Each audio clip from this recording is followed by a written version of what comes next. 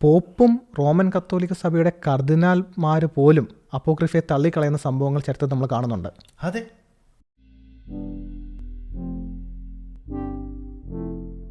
ബൈബിളിൽ 66 പുസ്തകങ്ങൾ. പക്ഷേ എന്തുകൊണ്ട് 66 പുസ്തകങ്ങൾ മാത്രം? എന്തുകൊണ്ട് പഴയ നിയമത്തിൽ 39 കൂടുന്നില്ല? എന്തുകൊണ്ട് പ്രൊട്ടസ്റ്റൻ്റ് വിശ്വാസത്തിനും റോമൻ കത്തോലിക്ക വിശ്വാസത്തിനും പഴയ നിയമ പുസ്തകങ്ങളുടെ എണ്ണത്തിൽ വ്യത്യാസം? എന്തുകൊണ്ട് പുതിയ നിയമത്തിൽ തോമസിൻ്റെ സുവിശേഷവും ബർണബാസിൻ്റെ സുവിശേഷം എന്ന് തുടങ്ങിയ മറ്റു പല ഗ്രന്ഥങ്ങൾ കാണുന്നില്ല? ഇതൊക്കെ സഭ വെട്ടി മാറ്റുകയും തങ്ങളുടെ അജണ്ട മുന്നോട്ട് വയ്ക്കുവാൻ വേണ്ടി മാത്രം കൂട്ടിച്ചേർത്തവയാണോ? ഇതൊക്കെയാണ് ബൈബിളിൻ്റെ കാനോനെ സംബന്ധിക്കുന്ന വിഷയങ്ങളും ചർച്ചാ പോയിൻറ്റുകളും. അപ്പോൾ നമ്മുടെ കഴിഞ്ഞ വീഡിയോയ്ക്ക് നമ്മൾ വളരെ സമഗ്രമായിട്ട് തോന്നുന്നു നമുക്ക് സമയപരിമിതി നിന്നുകൊണ്ട് നമ്മൾ ഇറങ്ങി ചെന്ന വിഷയം ബൈബിളിൻ്റെ ദൈവവിശ്വാസ്യത എന്നുള്ളൊരു പോയിൻ്റാണ്. അപ്പം അതിൽ തന്നെ വളരെ ഇൻ്റർ കണക്റ്റായിട്ട് വരുന്നൊരു ഭാഗമാണ് ബൈബിളിൻ്റെ കാനോൻ. അപ്പം കാനോൻ എന്ന് പറയുമ്പോൾ പലപ്പോഴും പല ആൾക്കാരും കാനോൻ എന്ന് കേട്ടിട്ടുണ്ടായിരിക്കാം. പക്ഷേ നമ്മളിവിടെ കാനോൻ എന്ന് പറയുമ്പോൾ ഉദ്ദേശിക്കുന്നത് എന്താണ് എന്ന് നമുക്ക് പറയുകയാണെങ്കിൽ നല്ലൊരു സ്റ്റാർട്ടിങ് ആയിരിക്കും. അതെ, കാനോൻ ആക്ച്വലി അടിസ്ഥാനപരമായിട്ടൊരു അളവുകോൽ എന്നൊരു അർത്ഥമാണ് അതിൻ്റെ ഒരു വാക്കിൻ്റെ ഒരു അർത്ഥത്തിലേക്ക് നമ്മൾ പോയി കഴിഞ്ഞാൽ ഇവിടെ നമ്മുടെ വിശ്വാസത്തിൻ്റെ അളവുകോലായിട്ടുള്ള തിരുവെഴുത്തുകൾ.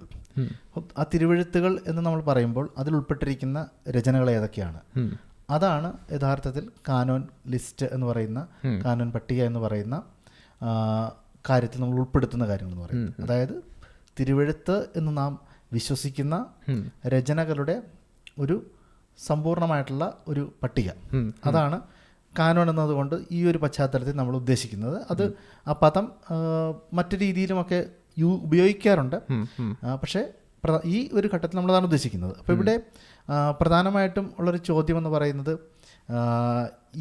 എങ്ങനെയാണ്, കാരണം നമ്മൾ കഴിഞ്ഞ പ്രാവശ്യം പറഞ്ഞതുപോലെ ദൈവവിശ്വാസ്യമാണ് തിരുവെഴുത്തുകൾ. തിരുവെഴുത്തുകൾ അപ്രമാദിത്വമുള്ളവയാണ്, തിരുവെഴുത്തുകൾ അബദ്ധരഹിതമാണ്. ഇതെല്ലാം വിശ്വസിക്കുമ്പോഴും ഏതൊക്കെ രചനകളാണ് തിരുവെഴുത്തുകൾ എന്ന് നാം മനസ്സിലാക്കേണ്ടത് എന്ന ഒരു പോയിന്റിലേക്ക് നമ്മൾ പോയില്ലെങ്കിൽ നമ്മുടെ ഈ മുൻപറഞ്ഞ വിശ്വാസങ്ങൾ കൊണ്ട് അത്ര വലിയ പ്രസക്തിയില്ലല്ലോ. അപ്പോൾ ഏതൊക്കെയാണ് തിരുവെഴുത്തുകൾ, ഏതൊക്കെയാണ് തിരുവെഴുത്തുകൾ അംഗീകരിക്കപ്പെടേണ്ട രചനകൾ? സ്വാഭാവികമായിട്ടും എങ്ങനെയാണ് ഈ കാനോൻ നമുക്ക് ലഭിച്ചത് എന്നൊരു ചോദ്യം പ്രധാനമാണ്. കാരണം പലരും പല രീതിയിലാണ് അതിനെക്കുറിച്ച് ചിന്തിക്കാറുള്ളത്. ഇപ്പം പരമ്പരാഗതമായിട്ട് ചിന്തിക്കുന്നവർ പലരും ചിന്തിക്കുന്നത് ചില കമ്മിറ്റികൾ കൂടി തീരുമാനിക്കുന്നത് പോലെ, നമ്മളിന്നൊരു യോഗങ്ങൾ കൂടി തീരുമാനങ്ങൾ എടുക്കുന്നത് പോലെ ആദിമസഭ യോഗം കൂടി ഒരു സമയത്ത് ഇങ്ങനെ കുറേ പുസ്തകങ്ങൾ അവരുടെ കയ്യിലുണ്ടായിരുന്നു, അതിൻ്റെ അകത്ത് അവർക്ക് ഇഷ്ടപ്പെട്ടത് എടുത്തു, ബാക്കിയുള്ളത് തള്ളിക്കളഞ്ഞു. ഈ ഒരു രീതിയിലൊക്കെയാണ് പലരും ചിന്തിച്ചു വെച്ചിരിക്കുന്ന ബൈബിൾ കാനോനെ കുറിച്ച്. പക്ഷേ എങ്ങനെയാണ് ഈ ബൈബിൾ കാനോൻ എന്നത് ഒരു പോയിന്റിലേക്ക് നമ്മൾ കടക്കുമ്പോൾ അത് നമ്മൾ നേരത്തെ പറഞ്ഞ തിരുവെഴുത്തുകളുടെ ദൈവവിശ്വാസ്യതയെക്കുറിച്ച് പറഞ്ഞ ആ പോയിന്റുമായിട്ട് നമ്മൾ ബന്ധപ്പെടുത്തി വേണം ചിന്തിക്കാൻ.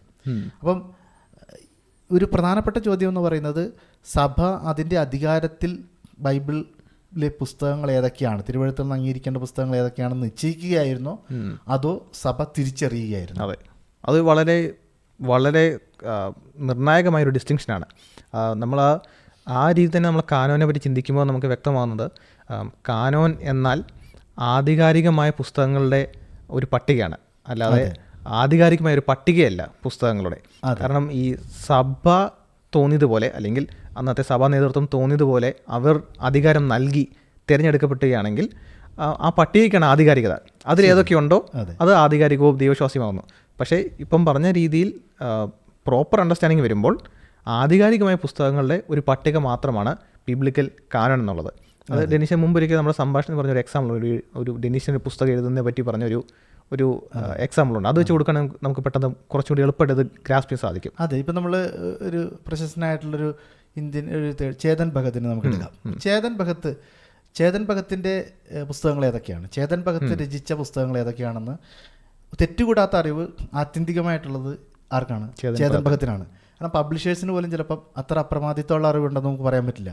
കാരണം താൻ രചിച്ചാണെന്ന് പറഞ്ഞുകൊണ്ട് അദ്ദേഹത്തിൻ്റെ ഒരു പുസ്തകം കൂടി, അദ്ദേഹം ചേരുന്നതല്ല ഞാൻ പറയുന്നത്, ഉദാഹരണം പറയുകയാണ്, അവർക്ക് സബ്മിറ്റ് ചെയ്യുകയും അവരത് പ്രസിദ്ധീകരിക്കുകയും ചെയ്യാം. പക്ഷെ ആത്യന്തികമായിട്ട് താൻ രചിച്ച പുസ്തകങ്ങൾ ഏതൊക്കെയാണെന്നുള്ളതിനെക്കുറിച്ചുള്ള തെറ്റുകൂടാത്ത അറിവുള്ളത് ചേതൻ ഭഗത്തിനാണ്.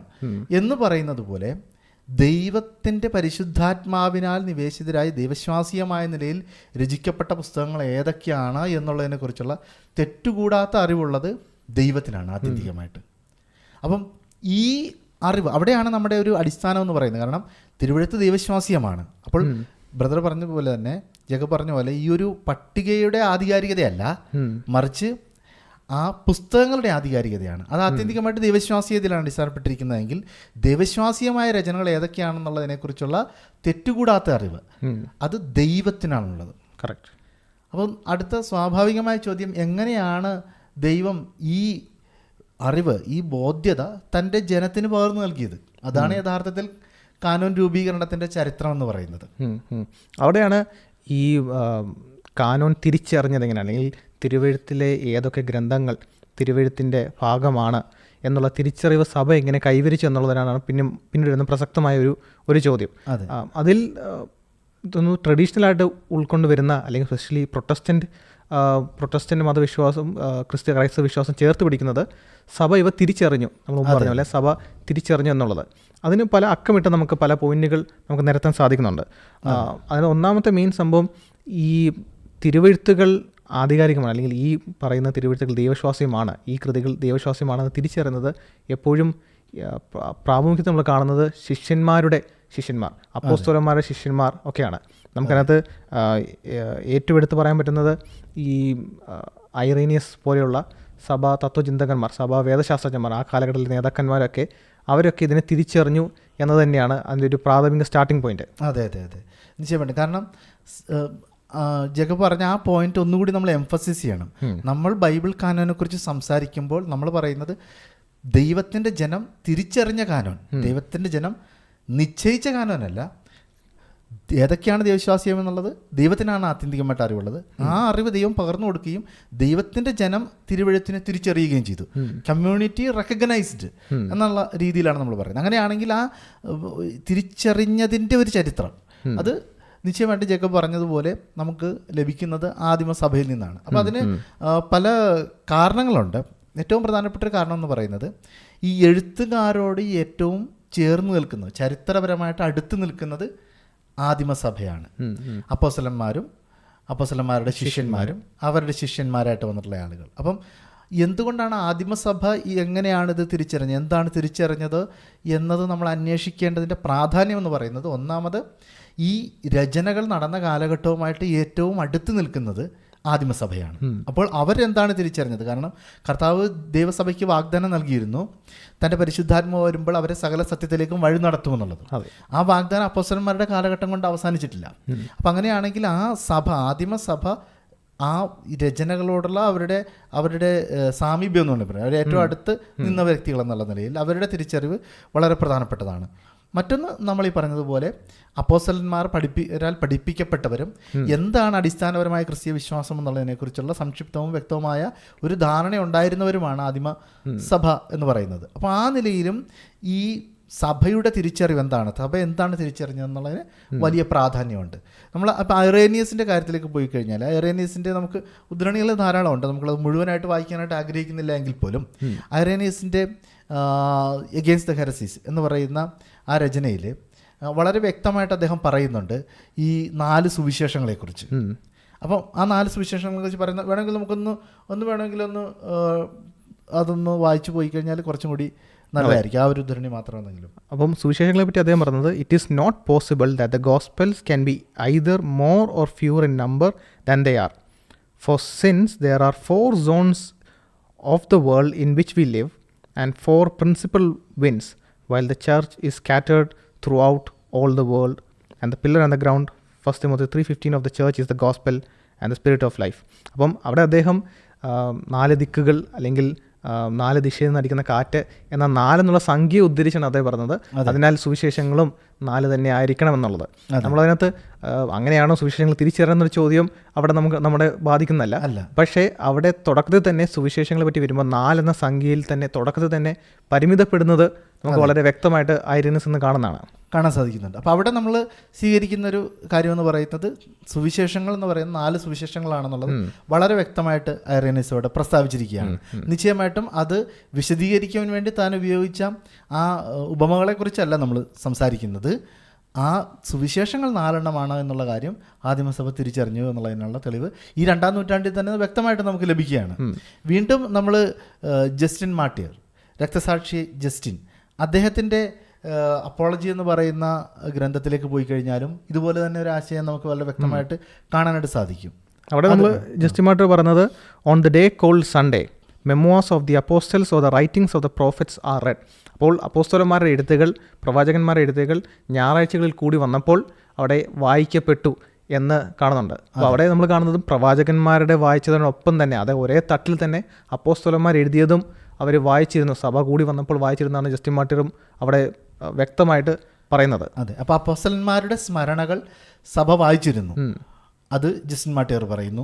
ഐറേനീസ് പറയുന്നു 4 സുവിശേഷങ്ങളാണ് സഭയ്ക്കുള്ളത്. അപ്പോൾ അവിടെ തന്നെ വളരെ വ്യക്തമാണ്, ആദിമ കാലഘട്ടത്തിൽ തന്നെ ഈ 4 സുവിശേഷങ്ങളുടെ ആധികാരികത വളരെ സ്വാഭാവികമായി തന്നെ സഭ തിരിച്ചറിഞ്ഞു എന്നുള്ളതാണ്. അപ്പോൾ അങ്ങനെ തിരിച്ചറിയുന്ന ഈ ഒരു പ്രോസസ്സിനകത്ത് ചില മാനദണ്ഡങ്ങൾ സഭ കൈക്കൊണ്ടിരുന്നോ? ഏതാണ് കൈക്കൊള്ളേണ്ടത്, അല്ലെങ്കിൽ ഏത് ഗ്രന്ഥങ്ങളാണ് നാം തിരിച്ചറിഞ്ഞ് വരുമ്പോൾ ആ തിരിച്ചറിവിനെ ഗൈഡ് ചെയ്യാൻ വേണ്ടി മാനദണ്ഡങ്ങൾ അങ്ങനെ എന്തെങ്കിലും സഭയിൽ ഉപയോഗിച്ചിരുന്നു ആദിമ കാലഘട്ടങ്ങളിൽ? നമ്മളതിനെ ഒരു വ്യക്തമായ നിലയിൽ മനസ്സിലാക്കി കഴിഞ്ഞാൽ, ചരിത്രത്തോട് പൂർണ്ണമായിട്ടൊരു നീതി പുലർത്തിക്കൊണ്ട് നമ്മൾ മനസ്സിലാക്കി കഴിഞ്ഞാൽ, അവിടെ ആദ്യം കുറേ മാനദണ്ഡങ്ങൾ രൂപീകരിച്ചു, ഈ മാനദണ്ഡങ്ങളെല്ലാം പാലിക്കുന്നവ എടുക്കാം എന്ന് പറയുന്ന ഒരു തീരുമാനമല്ല, മറിച്ച് വളരെ ജൈവികമായ, വളരെ ഓർഗാനിക് ആയിട്ടുള്ളൊരു ഡെവലപ്മെൻറ്റാണ് ബൈബിൾ കാനോണിൻ്റെ കാര്യത്തിൽ സംഭവിച്ചിട്ടുള്ളത്. എന്നാൽ ആ ഓർഗാനിക് ഡെവലപ്മെൻറ്റിൻ്റെ ഭാഗമായിട്ട് തന്നെ നിശ്ചയമായിട്ടും വളരെ കൃത്യമായിട്ടുള്ള മാനദണ്ഡങ്ങൾ അവർ ഉൾക്കൊണ്ടിരുന്നു എന്നുള്ളത് നമുക്ക് മനസ്സിലാക്കാനായിട്ട് സാധിക്കും. ഞാൻ പറഞ്ഞതിൻ്റെ ആശയം എന്ന് പറയുന്നത്, നമ്മുടെ കയ്യിൽ കുറേ പുസ്തകങ്ങളുണ്ട്, ഇതാണ് 1, 2, 3, 4 മാനദണ്ഡങ്ങൾ, ഇതൊക്കെയാണ്.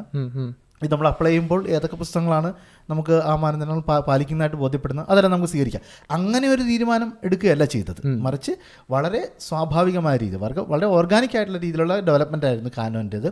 എന്നാൽ ആ ജൈവികമായിട്ടുള്ള, ആ സ്വാഭാവികമായിട്ടുള്ള രൂപീകരണത്തിൻ്റെ ഭാഗമായി പല മാനദണ്ഡങ്ങളും അവർ ഉപയോഗിച്ചിരുന്നു എന്ന് നമുക്ക് അറിയാൻ സാധിക്കും. ഉദാഹരണമായിട്ട് ഈ രചനകൾ അപ്പോസ്തലന്മാരോ അല്ലെങ്കിൽ അപ്പോസ്തലന്മാരുടെ സഹകാരികളാലോ രചിക്കപ്പെട്ടതായിരിക്കണം എന്ന് പറയുന്നൊരു വ്യക്തമായ ഒരു ബോധ്യത ആദിമസഭയ്ക്കുണ്ടായിരുന്നു എന്നുള്ളത് നമുക്ക് മനസ്സിലാക്കാനായിട്ട് സാധിക്കും. മാത്രവുമല്ല, ഈ രചന കാലഘട്ടവും വളരെ പ്രധാനപ്പെട്ടതാണ്. കാരണം അപ്പോസ്തലന്മാരും അപ്പോസ്തലന്മാരുടെ സഹകാരികളും എന്ന് പറയുമ്പോൾ ആദിമ നൂറ്റാണ്ടിൽ രചിക്കപ്പെട്ട രചനകൾ എന്നുള്ള ആ ഒരു ഒരു ഒരു ഒരു ക്ലിപ്തത അവിടെ തന്നെ വന്നു കഴിഞ്ഞു. അപ്പോൾ അതൊരു പ്രധാനപ്പെട്ടൊരു മാനദണ്ഡമായിരുന്നു എന്ന് നമുക്ക് മനസ്സിലാക്കാനായിട്ട് സാധിക്കും. അതുപോലെ തന്നെ ദൈവശാസ്ത്രപരമായിട്ടുള്ള കാര്യങ്ങളുണ്ട്. കാരണം അവിടെ നിലവിൽ തിരുവെഴുത്തുകൾ സഭയ്ക്ക് ഉണ്ടായിരുന്നു. ഏത് തിരുവെഴുത്തുകൾ? പഴയ നിയമ തിരുവെഴുത്തുകൾ. അപ്പം അങ്ങനെയാണെന്നുണ്ടെങ്കിൽ ആ തിരുവെഴുത്തുകളിൽ കാണുന്ന ദൈവവിജ്ഞാനീയവുമായിട്ട് ചേർന്ന് പോകുന്ന രചനകളാണ് അവർ നിശ്ചയമായിട്ടും സ്വീകരിച്ചത്. സഭയുടെ വിശ്വാസം എന്താണെന്നുള്ള അപ്പോസ്തലന്മാരുടെ പ്രഖ്യാപനത്തിലൂടെ സ്ഥാപിക്കപ്പെട്ടിട്ടുള്ളതാണ്. ആ സ്ഥാപിക്കപ്പെട്ടിട്ടുള്ള വിശ്വാസത്തിന് അനുസൃതമായിട്ടുള്ള, അതിനോട് ചേർന്ന് നിൽക്കുന്ന പുസ്തകങ്ങൾ തന്നെയാണ് അവർ സ്വാഭാവികമായിട്ടും സ്വീകരിച്ചതെന്ന് നമുക്ക് മനസ്സിലാക്കാനായിട്ട് സാധിക്കും. അപ്പം ഇത്തരത്തിലുള്ള മാനദണ്ഡങ്ങൾ അവിടെ ഉണ്ടായിരുന്നു, വളരെ സ്വാഭാവികമായി തന്നെ ഉണ്ടായിരുന്നു എന്ന് നമുക്ക് മനസ്സിലാക്കാൻ സാധിക്കും. അത് നമ്മൾ ഈ നമുക്ക് ഉദ്ധരണികളോട് പോയി കഴിഞ്ഞാൽ കുറേ ഉണ്ട് നമുക്ക് സൈറ്റ് ചെയ്യാൻ. പക്ഷെ അതിന് പരിമിതി കൊണ്ട് ഞാൻ എനിക്ക് തോന്നുന്നു ടാസിൻ്റെ ഒരു ഉദ്ധരണിയിലേക്ക് മാത്രം ശ്രദ്ധ തിരിക്കാം. കേൾക്കുന്നവർ ചിലപ്പം നമ്മൾ ഐറേനിയസ് എന്ന് പറഞ്ഞപ്പോഴും ടാക്സി എന്ന് പറഞ്ഞപ്പോഴൊക്കെ ശ്രദ്ധിച്ചത് ആരാ ഐറേനിയസ്, ആരാ ടാക്സി എന്നുള്ളത് ഒന്ന് ഓടിച്ചുവിട്ട് ഇവർ ആരാണെന്ന് പറയുകയാണെങ്കിൽ ഞാൻ ടാക്സിൻ്റെ ആ ഒരു ഉദ്ധരണിയിലേക്ക് പോകാം. നിശ്ചയമായിട്ട് ആദിമസഭയിൽ പ്രധാനപ്പെട്ട ദൈവശാസ്ത്രജ്ഞന്മാരും എഴുത്തുകാരുമാണ് നമ്മൾ ഈ പറയുന്ന വ്യക്തികളെന്ന് പറയുന്നത്. കാരണം ആദിമസഭയുടെ നിലപാടുകൾ എന്താണെന്നുള്ളതിനെക്കുറിച്ച് നമുക്കറിയാൻ വേണ്ടിയിട്ടുള്ള ഏറ്റവും മികച്ച ഉറവിടങ്ങൾ എന്നുള്ള രീതിയിലാണ് നമ്മൾ ഈ ഘട്ടത്തിൽ അവരെ പരിചയപ്പെടുത്തുന്നത്. അപ്പം ഈ ടാക്സിൻ പറഞ്ഞ തന്നെ വാചകം താൻ പറഞ്ഞത്, I was led to put faith in these, അതായത് ഈ തിരുവെഴുത്തുകൾ, താൻ അവർ ചേർത്ത് പിടിച്ച തിരുവെഴുത്തുകളെ പറ്റി താൻ വിശ്വാസം അർപ്പിക്കാൻ കാരണം by the unpretending cast of the language, ആ ഭാഷാ ശൈലിയുടെ പ്രസക്തി, the inartificial character of the righteous, the foreknowledge displayed of future events, the excellent quality of the precepts and the declaration of the government of the universe as centered in one being. അതായത് അതിൻ്റെ മലയാളത്തിലൊന്ന് സംക്ഷിപ്ത രൂപം പറഞ്ഞു കഴിഞ്ഞാൽ, ഈ തിരുവെഴുത്തുകൾ താൻ വായിച്ചപ്പോൾ തനിക്ക് തിരിച്ചറിഞ്ഞ ദൈവത്തിൽ സെൻറ്റർ ചെയ്ത് നിൽക്കുന്ന ഭാഗങ്ങൾ, ഭാവിയെ പറ്റി പറയുന്ന കാര്യങ്ങൾ, അവരുടെ എഴുത്ത് ശൈലി, അവരെ തന്നെ ആർട്ടിഫിഷ്യലായിട്ടൊന്നും കാണിക്കാതെ വളരെ നാച്ചുറലായിട്ട് എഴുതി വരുന്ന രീതികൾ, അങ്ങനെ ആ എഴുത്തുകളിൽ നിക്ഷിപ്തമായിട്ടുള്ള ചില ഇൻഹെറൻറ്റ് ക്വാളിറ്റീസ് നോക്കിയിട്ട് താനൊന്ന് നോക്കിയിട്ട് പറയുകയാണ്, ഒരർത്ഥത്തിൽ കണ്ടോ ഇത് നമുക്ക് വായിക്കുമ്പോൾ നമുക്കറിയാം എന്ന രീതിയിലാണ് ടാഷിൻ ആ പോയിന്റ് അവിടെ അവതരിപ്പിക്കുന്നത്. അതെ, വളരെ പ്രധാനപ്പെട്ട ഒരു കാര്യമാണ്. അദ്ദേഹം ഒരു തത്വചിന്തകനായിരുന്നു. അപ്പം വിജാതീയ പശ്ചാത്തലത്തിൽ നിന്ന് ക്രിസ്തീയ വിശ്വാസത്തിൽ കടന്നു വന്ന ടാഷ്യൻ സ്വാഭാവികമായിട്ടും തനിക്ക് ലഭ്യമായിരുന്ന മറ്റ് രചനകളുമായിട്ട് താരതമ്യപ്പെടുത്തിക്കൊണ്ട് പറയുമ്പോൾ ഇവിടെ നമ്മൾ വായിച്ചു വന്ന ആ ഭാഗങ്ങൾ മനസ്സിലാക്കി കഴിഞ്ഞാൽ വളരെ കൃത്യമായിട്ട് ജേക്കബ് പറഞ്ഞതുപോലെ തന്നെ ഈ രചനകളുടെ അതിൽ അന്തർലീനമായിരിക്കുന്ന എന്താ പറയുക പ്രത്യേകതകൾ, ആ രചനകളിൽ അന്തർലീനമായിരിക്കുന്ന സ്വാഭാവികമായ പ്രത്യേകതകളാണ് ഇദ്ദേഹത്തെ ഈ രചനകൾ തിരുവെഴുത്താണ് എന്നുള്ള ബോധ്യതയിലേക്ക് നയിച്ചത്. അപ്പോൾ അവിടെ തന്നെ വളരെ വ്യക്തമായിട്ട് പരിശുദ്ധാത്മാവിൻ്റെ പ്രവർത്തനം നമുക്ക് കാണാനായിട്ട് സാധിക്കും. അപ്പോൾ ഇവിടെ അദ്ദേഹം പറയുന്നത് ആ രചനകളിൽ തന്നെ അന്തർലീനമായിട്ടുള്ള സവിശേഷതകളാണ് അദ്ദേഹത്തെ ആ രചനകളാണ് തിരുവെഴുത്ത് എന്നുള്ളത് തിരിച്ചറിയുന്നതിലേക്ക് നയിച്ചതെന്നുള്ളതാണ്. ഇതുപോലെ തന്നെയാണ് നമ്മൾ മറ്റ് ഉദ്ധരണികൾ വായിക്കുമ്പോൾ, അതുപോലെ തന്നെ ഒറിജിൻ്റെ പ്രസ്താവന വായിക്കുമ്പോൾ നമുക്ക് അതേ കാര്യം തന്നെ കാണാനായിട്ട് സാധിക്കും. ഒറിജിൻ ഇപ്പോൾ നമ്മൾ മുമ്പ് പറഞ്ഞ പോലെ തന്നെ വളരെ പ്രശസ്തനും പ്രഗത്ഭനായ ഒരു ആദിമ വേദശാസ്ത്രജ്ഞനായിരുന്നു. നമുക്ക് ഇവരെ പറ്റിയൊക്കെ നമ്മൾ പിന്നീട് തന്നെ വീഡിയോയ്ക്കകത്ത് പറഞ്ഞുകൊണ്ട് നമ്മളിപ്പം ഇവരിലേക്ക് തിരിയുന്നില്ല. ബട്ട് പിന്നീട് പറഞ്ഞു വരുമ്പം ഈ വീഡിയോ വീണ്ടും ഒന്ന് കാണുന്നവർ കുറച്ചുകൂടി വ്യക്തമായെന്ന് വരാം. ഒറിജിനും പറഞ്ഞത് ഈ സെയിം ആശയത്തോട് ചേർന്ന് നിൽക്കുന്ന പോയിന്റ് തന്നെയാണല്ലേ? അതെ, ആ ഉദ്ധരണിയും കൂടി നമുക്ക് വായിക്കാം. ബാക്കി പല ഉദ്ധരണികളും നമുക്ക് പരാമർശിച്ച് വിടാനും സമയമുള്ളൂ. പക്ഷെങ്കിലും ഇത് വളരെ പ്രധാനപ്പെട്ടതായതുകൊണ്ട് നമുക്ക് അതും കൂടി ഒന്ന് വായിക്കാം. ഒറിജിൻ പറയുന്നത്, if anyone more ever consider the words of the prophets with all the seal and reverence which they deserve, it is certain that in the perusal and careful examination thus given them, he will feel his mind and senses touched by a divine breath, and will acknowledge that the words which he reads were no human utterances but the language of God. And from his own emotions he will feel that these books were the composition of no human skill, nor of any mortal eloquence, but so to speak of a style that is divine. നമ്മൾ ടാച്ചിന് പറഞ്ഞ അത് same കാര്യം തന്നെയാണ് ഒറിജിനും പറഞ്ഞത്. അതായത് ഈ ഗ്രന്ഥങ്ങൾ വായിക്കുന്നവന് ഒരു ദൈവികമായ ഒരു ശ്വാസം തന്നെ അടിക്കുന്ന പോലെ വായിക്കുമ്പം ആ ഗ്രന്ഥങ്ങൾ തന്നോട് സംസാരിക്കുന്നു. ആ ഗ്രന്ഥം വായിക്കുമ്പം നമ്മൾ മുമ്പ് പറഞ്ഞ പോലെ പരിശുദ്ധാത്മാവിൻ്റെ നിയന്ത്രണത്താൽ സഭ തിരിച്ചറിയുന്ന പോലെ സ്വാഭാവികമായിട്ട് ഈ വചനങ്ങൾ വായിക്കുന്ന ഒരാൾ തിരിച്ചറിയും ഇത് ദൈവികമാണ് എന്നുള്ള ആ ഒരു പോയിന്റ്. നമ്മൾ കർത്താവ് പറഞ്ഞ പോലെ ആടുകൾ എൻ്റെ ആടുകൾ എൻ്റെ ശബ്ദം തിരിച്ചറിയെന്ന് പറഞ്ഞ പോലെ ആ സ്വാഭാവികതയാണ് ഒറിജിനും മുന്നോട്ട് വയ്ക്കുന്നത്. ആദിമ കാലഘട്ടങ്ങളിൽ സഭ മനസ്സിലാക്കിയത് അങ്ങനെയാണ്. തിരുവെഴുത്തുകൾ നോക്കുമ്പം ആ സ്വാഭാവികതയോടെയാണ് തിരിച്ചറിയുന്നത് അല്ലെങ്കിൽ മനസ്സിലാക്കുന്നുള്ളത്.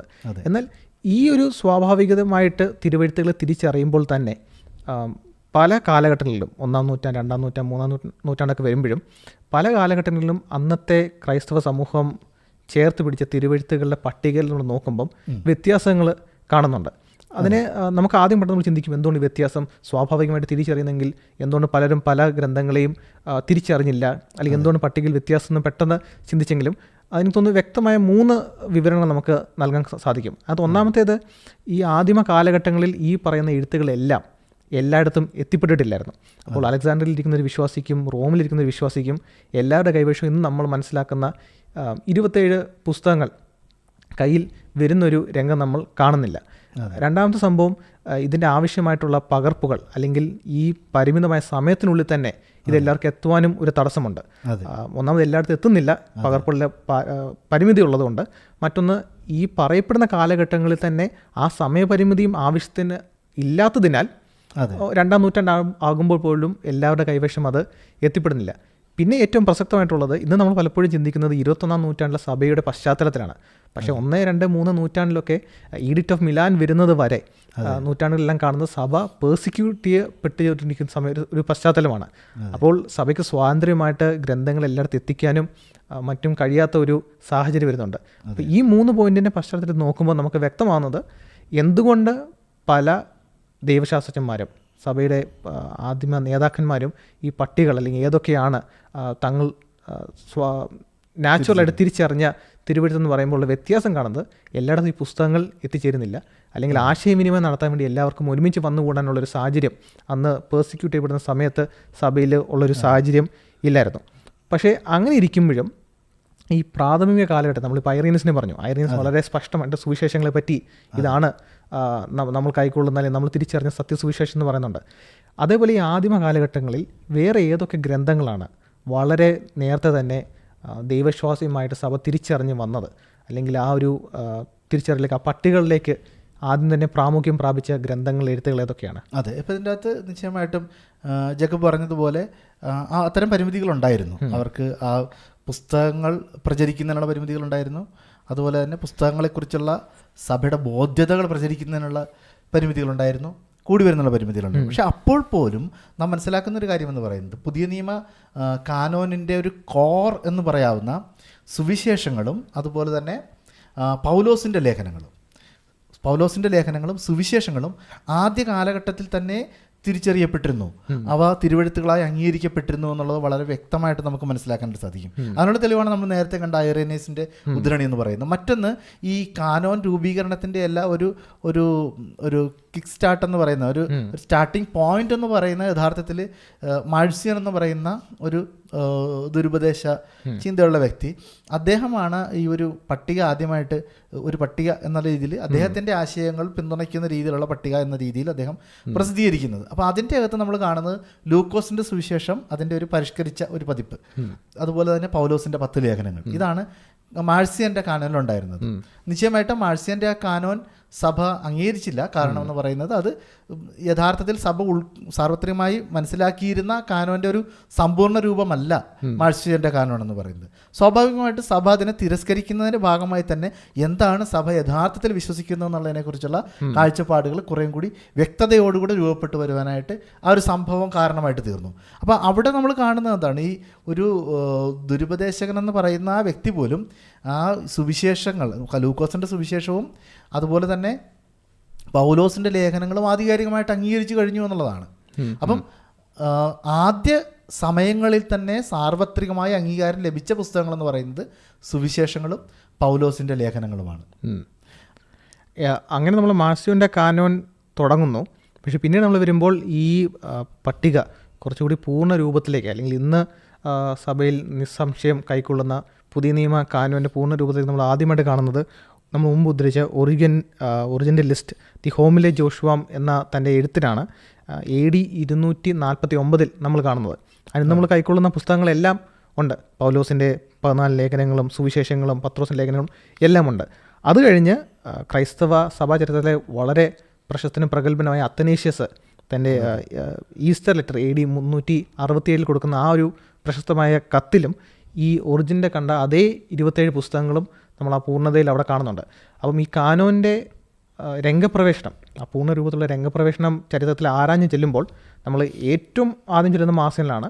പക്ഷേ അതിൻ്റെ പൂർണ്ണതയിൽ സഭ സാർവത്രികമായിട്ട് കൈക്കൊണ്ടത് ഏതാണെന്ന് ചിന്തിച്ചെല്ലുമ്പോൾ നമ്മൾ എത്തി നിൽക്കുന്നത് ഒറിജിൻ, അത് കഴിഞ്ഞ് പിന്നെ അത്തനേഷ്യസിൻ്റെ ലെറ്റർ എന്നീ 2 ലിസ്റ്റുകളിലേക്കാണ് നമ്മൾ എത്തിച്ചെല്ലുന്നത്. അപ്പം ഇങ്ങനെ സഭ ഒരുമിച്ച് അല്ലെങ്കിൽ സാർവത്രികമായിട്ട് കൈക്കൊണ്ട് വരുന്നു എന്ന് പറയുമ്പോൾ പെട്ടെന്ന് വരുന്ന ചോദ്യമാണ് പ്രശസ്തമായ നിക്യ സുനഹദോസ്. ആ സുനഹദോസ് കൂടി വന്നപ്പോൾ നൈസിയയിലെ കൗൺസിൽ കൂടി വന്നപ്പോൾ പലരുടെ ചിന്ത ആ കൗൺസിൽ വെച്ചാണ് സഭ അവരുടെ അജണ്ടകൾ, അവരുടെ താല്പര്യങ്ങൾ, അവർ കൈക്കൊണ്ട വിശ്വാസങ്ങളെ സമർത്ഥിക്കാൻ വേണ്ടി, മാർസിയൻ ചെയ്തതുപോലെ അവർ കൈക്കൊണ്ട വിശ്വാസങ്ങളെ സമർത്ഥിക്കാൻ വേണ്ടി അന്നുണ്ടായിരുന്ന പല എഴുത്തുകളിൽ ചിലത് ചേർത്ത് പിടിക്കുന്നു, ചിലതിനെ തള്ളിക്കളയുന്നു. അങ്ങനെ ആദ്യമായിട്ട് സഭ കട്ട് ആൻഡ് പേസ്റ്റ് ചെയ്ത് ഒരു ലിസ്റ്റ് ഉണ്ടാക്കിയെടുക്കുന്നു എന്നൊരു ചിന്ത പലർക്കും ഉണ്ട്. അത് ഇന്ന് ഇൻ്റർനെറ്റ് ലോകത്ത് വളരെയധികം ആൾക്കാർ ചേർത്ത് പിടിക്കുന്ന ഒന്നാണ്. നമുക്ക് നിക്യ സുനഹദോസിൻ്റെ ചരിത്രത്തിലേക്ക് പോകാൻ അധികം സമയമില്ലെങ്കിലും അതിൻ്റെ വാസ്തവം എന്താണ്? നിക്യ സുനഹദോസിൽ പ്രധാനമായിട്ടും കർത്താവായ യേശു ക്രിസ്തുവിൻ്റെ ദൈവത്വത്തിനെതിരായിട്ട് ദുരുപദേശകന്മാർ കൊണ്ടുവന്ന ആശയങ്ങളെ ഖണ്ഡിക്കുന്നതിന് വേണ്ടിയിട്ടാണ് ആ സുനഹദോസിൽ പ്രധാനമായിട്ടും നടന്ന ചർച്ച എന്ന് പറയുന്നത്. നിക്യ സുനഹദോസ് ഒരിക്കലും ബൈബിളിൻ്റെ കാനോൻ തീരുമാനിച്ചിട്ടില്ല. കാരണം ജേക്കബ് നേരത്തെ പറഞ്ഞതുപോലെ തന്നെ ഒറിജിൻ്റെ ജോഷുവയുടെ പുസ്തകത്തിന് ഒറിജിൻ എഴുതിയ കമൻട്രി എന്ന് പറയാവുന്ന ആ പുസ്തകത്തിൽ തന്നെ വളരെ കൃത്യമായിട്ട് ഈ 27 പുസ്തകങ്ങളുടെ പട്ടിക നമുക്ക് കാണാനായിട്ട് സാധിക്കും. അപ്പം അതിനു മുമ്പ് തന്നെ പുസ്തകങ്ങളുടെ പട്ടിക അവിടെ ഉണ്ടോയെന്നുള്ളത് വളരെ വ്യക്തമായിട്ട് നമുക്ക് മനസ്സിലാക്കാവുന്ന കാര്യമാണ്. അതിനു മുൻപ് തന്നെ പിന്നിലേക്ക് പോയി കഴിഞ്ഞാൽ പല പുസ്തകങ്ങളും ഉദ്ധരിച്ചിട്ടുള്ളതിൻ്റെ അടിസ്ഥാനത്തിൽ നമുക്ക് പല ചിന്തകൾ രൂപീകരിക്കാൻ സാധിക്കും പട്ടികളെക്കുറിച്ച്. പക്ഷേ അതിൻ്റെ അകത്ത് വേണമെങ്കിൽ ഡിബേറ്റബിൾ പോയിൻ്റാണ്. കാരണം ഒരുപക്ഷെ അതൊരു ആശയം അവർക്ക് അറിയാമായിരുന്നത് അവർ ഉദ്ധരിച്ചാണെന്നും വേണമെങ്കിൽ പറയാം. പുസ്തകങ്ങളുടെ തന്നെ ഒരു തെളിവായിട്ട് തന്നെ എടുക്കണ്ട എന്ന് വേണമെങ്കിലും മറുവാദം ഉന്നയിക്കാമെങ്കിൽ പോലും ഈ ഒറിജിൻ്റെ കാലഘട്ടത്തിലേക്ക് വരുമ്പോൾ വളരെ കൃത്യമായിട്ട് തന്നെ പുസ്തകങ്ങൾ അവിടെ നിലവിലുണ്ട്. അപ്പം നിക്യ സുനഹദോസ് ബൈബിൾ കാനോൻ തീരുമാനിക്കുന്നതിന് വേണ്ടി കൂടിയിട്ടുള്ള ഒരു സുനഹദോസ് അല്ല. അവിടെ അത്തരത്തിലുള്ള ചർച്ചകളല്ല നടന്നത്. അവിടെ നടന്ന ചർച്ച എന്ന് പറയുന്നത് ഏരിയൻസുമായിട്ട് ബന്ധപ്പെട്ടിട്ടുള്ള ചർച്ചകളാണ്. യേശുക്രിസ്തു ദൈവത്തെ നിഷേധിച്ച ദുരുപദേശവുമായിട്ട് ബന്ധപ്പെട്ടുള്ള ചർച്ചകളാണ്. അത് നമ്മൾ പിന്നീടുള്ള സെഷനുകൾ നമ്മൾ ആ കാര്യങ്ങളും കൂടി പരിഗണിക്കുന്നുണ്ട്. അപ്പം ഇവിടെ കൃത്യമായിട്ട് നമുക്ക് മനസ്സിലാക്കാവുന്ന കാര്യമെന്ന് പറയുന്നത് ഈ ഒരു കാലഘട്ടത്തിലേക്ക് വരുമ്പോൾ തന്നെ എന്ന് പറഞ്ഞാൽ പ്രമാദമായിട്ടുള്ള ആ ചർച്ചകളുടെ കാലഘട്ടത്തിലേക്ക് വരുമ്പോൾ തന്നെ കൃത്യമായിട്ട് എന്താണ് തിരുവെഴുത്തുകൾ, പുതിയ നിയമ തിരുവെഴുത്തുകൾ എന്താണെന്നതിനെ കുറിച്ചുള്ള വ്യക്തമായ ധാരണ സഭയ്ക്കുണ്ടായിരുന്നു എന്നുള്ളതാണ്. അപ്പോൾ ഈ കാലഘട്ടം വരുമ്പോൾ തന്നെ ഇപ്പോൾ നമ്മൾ പറഞ്ഞു വന്ന പോയിന്റിനകത്ത് നമ്മൾ മനസ്സിലാക്കി വന്നത് പുതിയ നിയമത്തിലെ തിരുവെഴുത്തുകളെ നിങ്ങൾ ചിന്തിച്ചാണ് പുതിയ നിയമ തിരുവെഴുത്തുകളെ പറ്റി മാത്രമാണ് പറയുന്നത്, പഴയ നിയമത്തിൽ പറയുന്നില്ല, അപ്പോക്രിഫയെ പറ്റിയൊന്നും മിണ്ടിയില്ലല്ലോ ഇതുവരെ എന്നുള്ളത്. കാരണം ഇനിയാണ് കളി തുടങ്ങാൻ പോകുന്നത്. ഇനിയാണ് നമ്മൾ പഴയ നിയമത്തിലെ അപ്പോക്രിഫയെ പറ്റിയൊക്കെയുള്ള മെയിൻ പോയിന്റിലേക്ക് വരുന്നത്. കാരണം ഇതുവരെ നമ്മൾ പറഞ്ഞതെന്തോ നമ്മൾ പറഞ്ഞു നിക്കിയ സുനഹദോസിൽ കാനോൻ തീരുമാനിക്കപ്പെടുന്നൊരു രംഗം നടക്കുന്നില്ല. പക്ഷേ പഴയ നിയമ കാനോൻ എന്താണ്, അല്ലെങ്കിൽ പഴയ നിയമ കാനോണിൽ ഏതൊക്കെ പുസ്തകങ്ങളാണ് എന്ന ചോദ്യം പ്രാമുഖ്യത്തിൽ വരുന്നൊരു കാലഘട്ടമുണ്ട്. അതിൽ പ്രഗത്ഭമായിട്ട് നിൽക്കുന്ന, ചരിത്രത്തിൽ എടുത്തു നിൽക്കുന്ന രണ്ടെണ്ണം കൗൺസിൽ ഓഫ് ട്രെൻറ്റ് അല്ല, അതിന് മുമ്പായിട്ട് എടുത്തു നിൽക്കുന്നത് ഹിപ്പോയിലും കാർത്തേജിലും എന്ന് പറഞ്ഞ രണ്ട് സ്ഥലങ്ങളിൽ കൂടി വന്ന കൗൺസിൽ, സുനഹദോസ് സിനഡ് എന്നൊക്കെ നമ്മൾ വിളിക്കുന്ന രണ്ട് കൗൺസിലുകളാണ്. അവിടെ കൈക്കൊണ്ട പുസ്തകങ്ങൾ അല്ലെങ്കിൽ അതിൻ്റെ പശ്ചാത്തലം അല്ലെങ്കിൽ എന്തായിരുന്നു അവിടെ നടന്ന സാഹചര്യം എന്നുള്ളത് ഒന്ന് ഓടിച്ചുവിട്ടെന്ന് പറയുന്നു. കാരണം നമുക്ക് ഇനി മെയിൻ കാതലായിട്ട് വിഷയങ്ങൾ കയറാനുള്ളതുകൊണ്ട്. അതെ, നിശ്ചയമായിട്ടും. അപ്പം നമ്മൾ ആ പോയിന്റിലേക്ക് തന്നെ പോകുന്നതിന് മുമ്പ് ഒരു പുസ്തകത്തെക്കുറിച്ച് നമ്മളൊന്ന് പരാമർശിച്ചു വിട്ടു കഴിഞ്ഞാൽ, ഉദാഹരണമായിട്ട് ഇപ്പം എബ്രായ ലേഖനം ആരാണ് എഴുതിയെന്നുള്ളതിനെ കുറിച്ചുള്ള തർക്കം ആദിമസഭയിലുണ്ടായിരുന്ന ഒരു ലേഖനമാണ്. ആ ലേഖനം യഥാർത്ഥത്തിൽ നിക്കിയ സുനഹദോസിൽ ഉപയോഗിച്ചിട്ടുണ്ട്. അതുപോലെ തന്നെ അതിൻ്റെ വിശദീകരണത്തിൽ അത്തനേഷ്യസ് ഉപയോഗിച്ചിട്ടുണ്ട്. അങ്ങനെയുള്ള കാര്യങ്ങളിലൂടെ ആ ലേഖനങ്ങൾ അടക്കമുള്ളവ തന്നെ ആധികാരികമായി അംഗീകരിക്കപ്പെട്ടു എന്നുള്ളത് മനസ്സിലാക്കാം. ഞാൻ ആ ഒരു പോയിന്റ് പരാമർശിച്ചു വിട്ടെന്നേ ഉള്ളൂ. ജേക്കബ് പറഞ്ഞ പോയിന്റിലേക്ക് വന്നു കഴിഞ്ഞാൽ, ഇപ്പോഴും കാർത്തേജിലും നടന്ന സുനഹദോസുകളിൽ ആണ് യഥാർത്ഥത്തിൽ ഈ പഴയ നിയമത്തിൻ്റെ അകത്തെ ഈ അപ്പോക്രിഫ പുസ്തകങ്ങൾ കൂടിച്ചേരുന്ന ഒരു ഘട്ടം അവിടെ ഉണ്ടായത്. എന്നാൽ നമ്മൾ മനസ്സിലാക്കുന്നൊരു കാര്യമെന്ന് പറയുന്നത്, പിൽക്കാലത്ത് തെന്ത്രോസ് സുനഹദോസ് നവീകരണത്തിന് ശേഷം നടന്നിട്ടുള്ള ട്രെൻറ്റ് സുനഹദോസിൻ്റെ അകത്ത് കത്തോലിക്ക സഭ അതിൽ ഈ പറയുന്ന കാർത്തേജിൽ അടക്കം സ്വീകരിച്ച ഒരു പുസ്തകം തിരസ്കരിച്ചു എന്ന് വേണമെങ്കിൽ എടുത്തു പറഞ്ഞ് തിരസ്കരിച്ചു എന്നും അങ്ങനെയല്ല പരാമർശിക്കാതെ വിട്ടുവെന്നും രണ്ട് വാദമുണ്ട്. എങ്ങനെയാണെങ്കിലും എസ്രാസിൻ്റെ ഒന്നാം പുസ്തകം എന്ന് പറയുന്ന ഒരു പുസ്തകം അവിടെ പരാമർശിക്കാതെ വിട്ടുവെന്നോ അല്ലെങ്കിൽ സ്വീകരിക്കാതെ വിട്ടുവെന്നോ പറഞ്ഞുകൊണ്ട് ഈ കാർത്തേജ് സുനഹദോസിലെ, അതൊരു ലോക്കൽ സിനഡാണ്, സാർവത്രിക സുനഹദോസിനെ കുറിച്ചല്ല നമ്മൾ സംസാരിക്കുന്നത്, ലോക്കൽ സിനഡാണ്. അവിടെ രൂപീകരിക്കപ്പെട്ട കാനോണിൽ നിന്ന് വ്യത്യസ്തമായിട്ടാണ് പിന്നീട് ട്രെൻഡിൽ രൂപീകരിക്കപ്പെടുന്നതെന്നൊരു ചിന്തയുണ്ട്. അപ്പം ഈ എസ്രാസിൻ്റെ പറഞ്ഞൊരു എടുത്തുകൊണ്ടൊരു പോയിന്റ്, ഈ എസ്രാസ് പുസ്തകങ്ങളുടെ നമ്പറായിട്ട് അതിന് പറയുമ്പോൾ ചിലടത്ത് 3rd എസ്രാസ് എന്നതിനെ വിളിക്കുന്നുണ്ട്, ചിലടത്ത് 1 എസ്രാസ് വന്ന് വിളിക്കുന്നുണ്ട്. പക്ഷേ രണ്ടിടത്തും ഈ കണ്ടസ്റ്റഡ് ആയിട്ട് നിൽക്കുന്ന ഈ പുസ്തകം ഒന്ന് തന്നെയാണ്.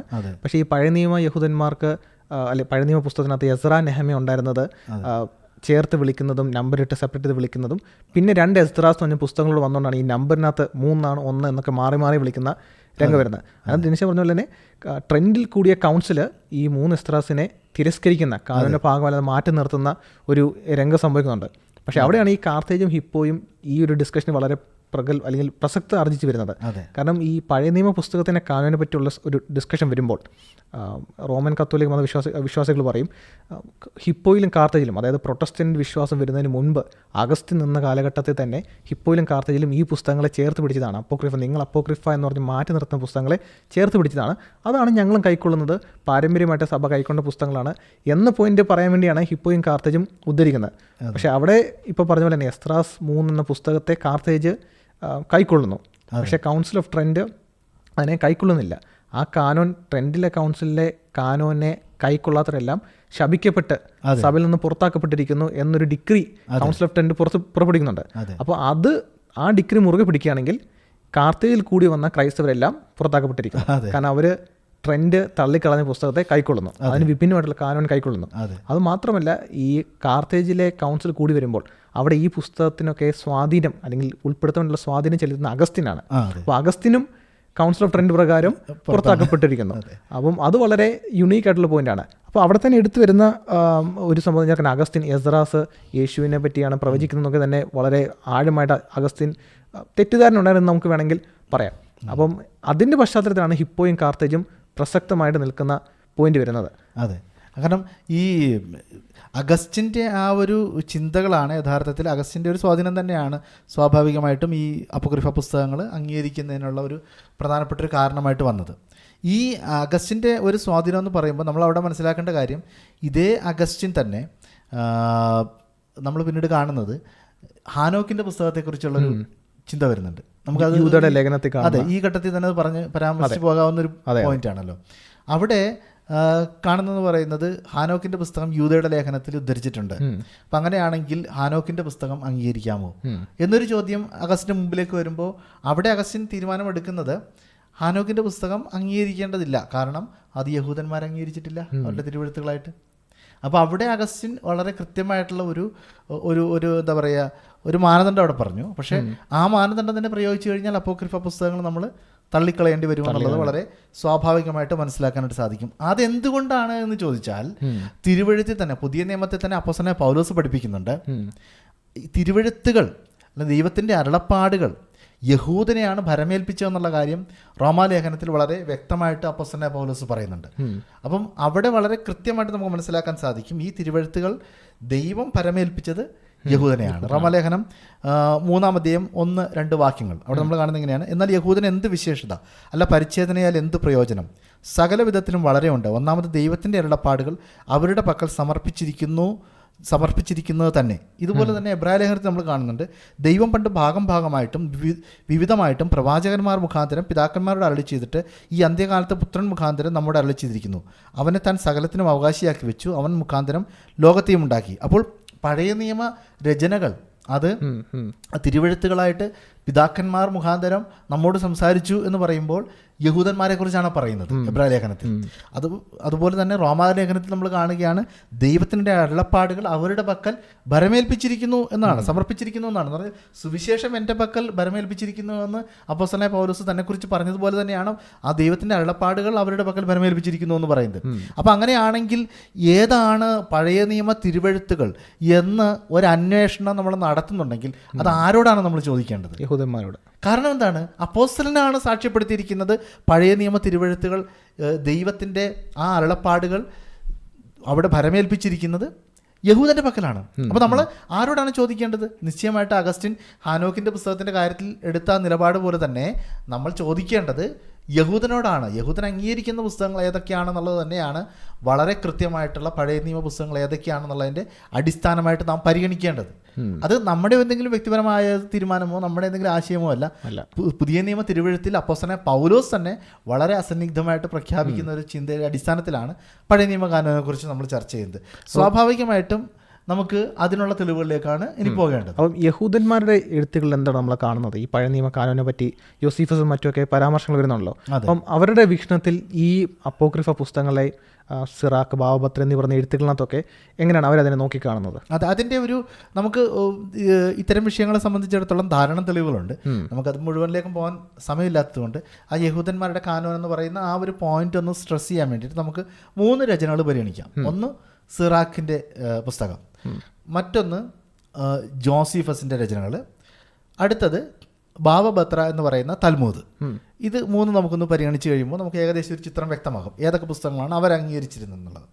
ആ സിറാക്കിൻ്റെ പുസ്തകത്തിലെ ഉദ്ധരണി നമ്മൾ നോക്കിക്കഴിഞ്ഞാൽ സിറാക്ക് എന്ന് പറയുന്ന സിറാക്കിൻ്റെ പുസ്തകം അത് എഴുതിയ വ്യക്തിയുടെ പൗത്രൻ, ഗ്രാൻഡ് സൺ, ആ പുസ്തകം ഗ്രീക്കിലേക്ക് വിവർത്തനം ചെയ്യുമ്പോൾ അദ്ദേഹം അതിനൊരു ആമുഖം ചേർക്കുന്നുണ്ട്.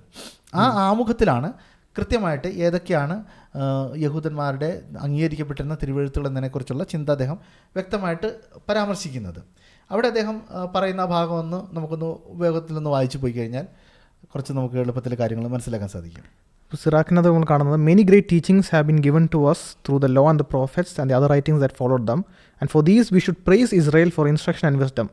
Now those who read the scriptures must not only themselves understand them, but must also, as lovers of learning, be able through the spoken and written word to help the outsiders.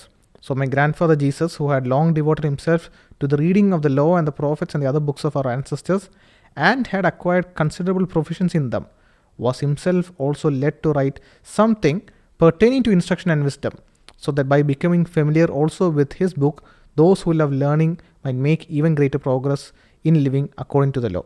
അതിൻ്റെ ഒരു മലയാളത്തിൽ നമ്മളൊന്ന് സംക്ഷിപ്തം പറയുകയാണെങ്കിൽ നമുക്ക് അതിൻ്റെ point, പ്രധാനപ്പെട്ട പോയിന്റിന് മാത്രമേ സംക്ഷിപ്തം പറഞ്ഞു കഴിഞ്ഞാൽ അവിടെ ഈ ആമുഖത്തിൽ അദ്ദേഹം എഴുതുന്നത് എന്താണ്?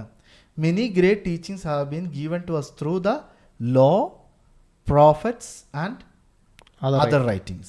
അപ്പോൾ അവിടെ നമ്മൾ പഴയ നിയമ കാനോൻ്റെ 3 ഭാഗങ്ങളെക്കുറിച്ച് കൃത്യമായിട്ട് അദ്ദേഹം പരാമർശിക്കുകയാണ്. അപ്പം ആ പഴയ നിയമ പുസ്തകങ്ങളിലുള്ള ആ ചിന്തകളെ വിശദീകരിക്കും, വ്യാഖ്യാനിക്കും. അതിൻ്റെ അടിസ്ഥാനത്തിൽ അത് മനസ്സിലാക്കാനും വേണ്ടിയിട്ടുള്ള രീതിയിലുള്ളൊരു പുസ്തകമായിട്ടാണ് തൻ്റെ പിതാമഹൻ രചിച്ച, ഗ്രാൻഡ് ഫാദർ രചിച്ച പുസ്തകത്തിനെ അദ്ദേഹം വിവർത്തനത്തിൽ പരാമർശിക്കുന്നത്. എന്നാൽ ഈ പുസ്തകത്തിൽ തന്നെ, ആ ആമുഖത്തിൽ തന്നെ പഴയ നിയമ കാനോൻ അതിൻ്റെ ഒരു 3 ഭാഗങ്ങളെക്കുറിച്ച് വ്യക്തമായിട്ട് പരാമർശിക്കുകയാണ്. നിയമം, ന്യായപ്രമാണം, പ്രവാചകന്മാർ, ഇതര രചനകൾ. ഇനി അവിടെ പുസ്തകങ്ങളുടെ പട്ടിക നമുക്ക് ലഭ്യമല്ല. അപ്പം നമ്മൾ വീണ്ടും അടുത്ത ഒരു രചയിതാവിലേക്ക് പോയി കഴിഞ്ഞാൽ അത് ജോസീഫസ് ആണ്. ജോസീഫസിൻ്റെ പുസ്തകത്തിൽ അദ്ദേഹത്തിൻ്റെ ധാരാളം ഉദ്ധരണികൾ ഇതുമായിട്ട് നമുക്ക് പറയാനായിട്ട് സാധിക്കും. എന്നാൽ പ്രധാനമായിട്ടും ഏപ്പിയൻ എന്ന് പറയുന്ന ആ ഒരു ചിന്തകനെതിരെ എഴുതിയിട്ടുള്ള എഗെയിൻസ്റ്റ് ദ ഏപ്പിയൻ എന്ന് പറയുന്ന തൻ്റെ രചനയിൽ അതിൻ്റെ ഒന്നാമത്തെ ഭാഗത്ത് അതിൻ്റെ 1:37 മുതൽ 1:42 വരെയുള്ള വാക്യങ്ങളിൽ അദ്ദേഹം വളരെ കൃത്യമായിട്ട് ഈ പഴയ നിയമ തിരുവെഴുത്തുകളെ കുറിച്ച് പരാമർശിക്കുന്നുണ്ട്. അവിടെ അദ്ദേഹം പുസ്തകങ്ങളുടെ എണ്ണത്തിനെ കുറിച്ച് വ്യക്തമായിട്ട് പറയുന്നുണ്ട്. അതൊന്ന് വേഗത്തിലൊന്ന് വായിച്ചു കഴിഞ്ഞാൽ, And thus is justly or rather necessarily done, because everyone is not permitted of his own accord to be a writer, nor is there any disagreement in what is written, they being only prophets that have written the original and earliest account of things, as they learned them of God himself by inspiration. And others have written what hath happened in their own times, and that in a very distinct manner also. Okay. അപ്പോൾ അവിടെ തന്നെ നോക്കി 2 വേർതിരിവുകൾ അദ്ദേഹം കൊണ്ടുവരികയാണ്.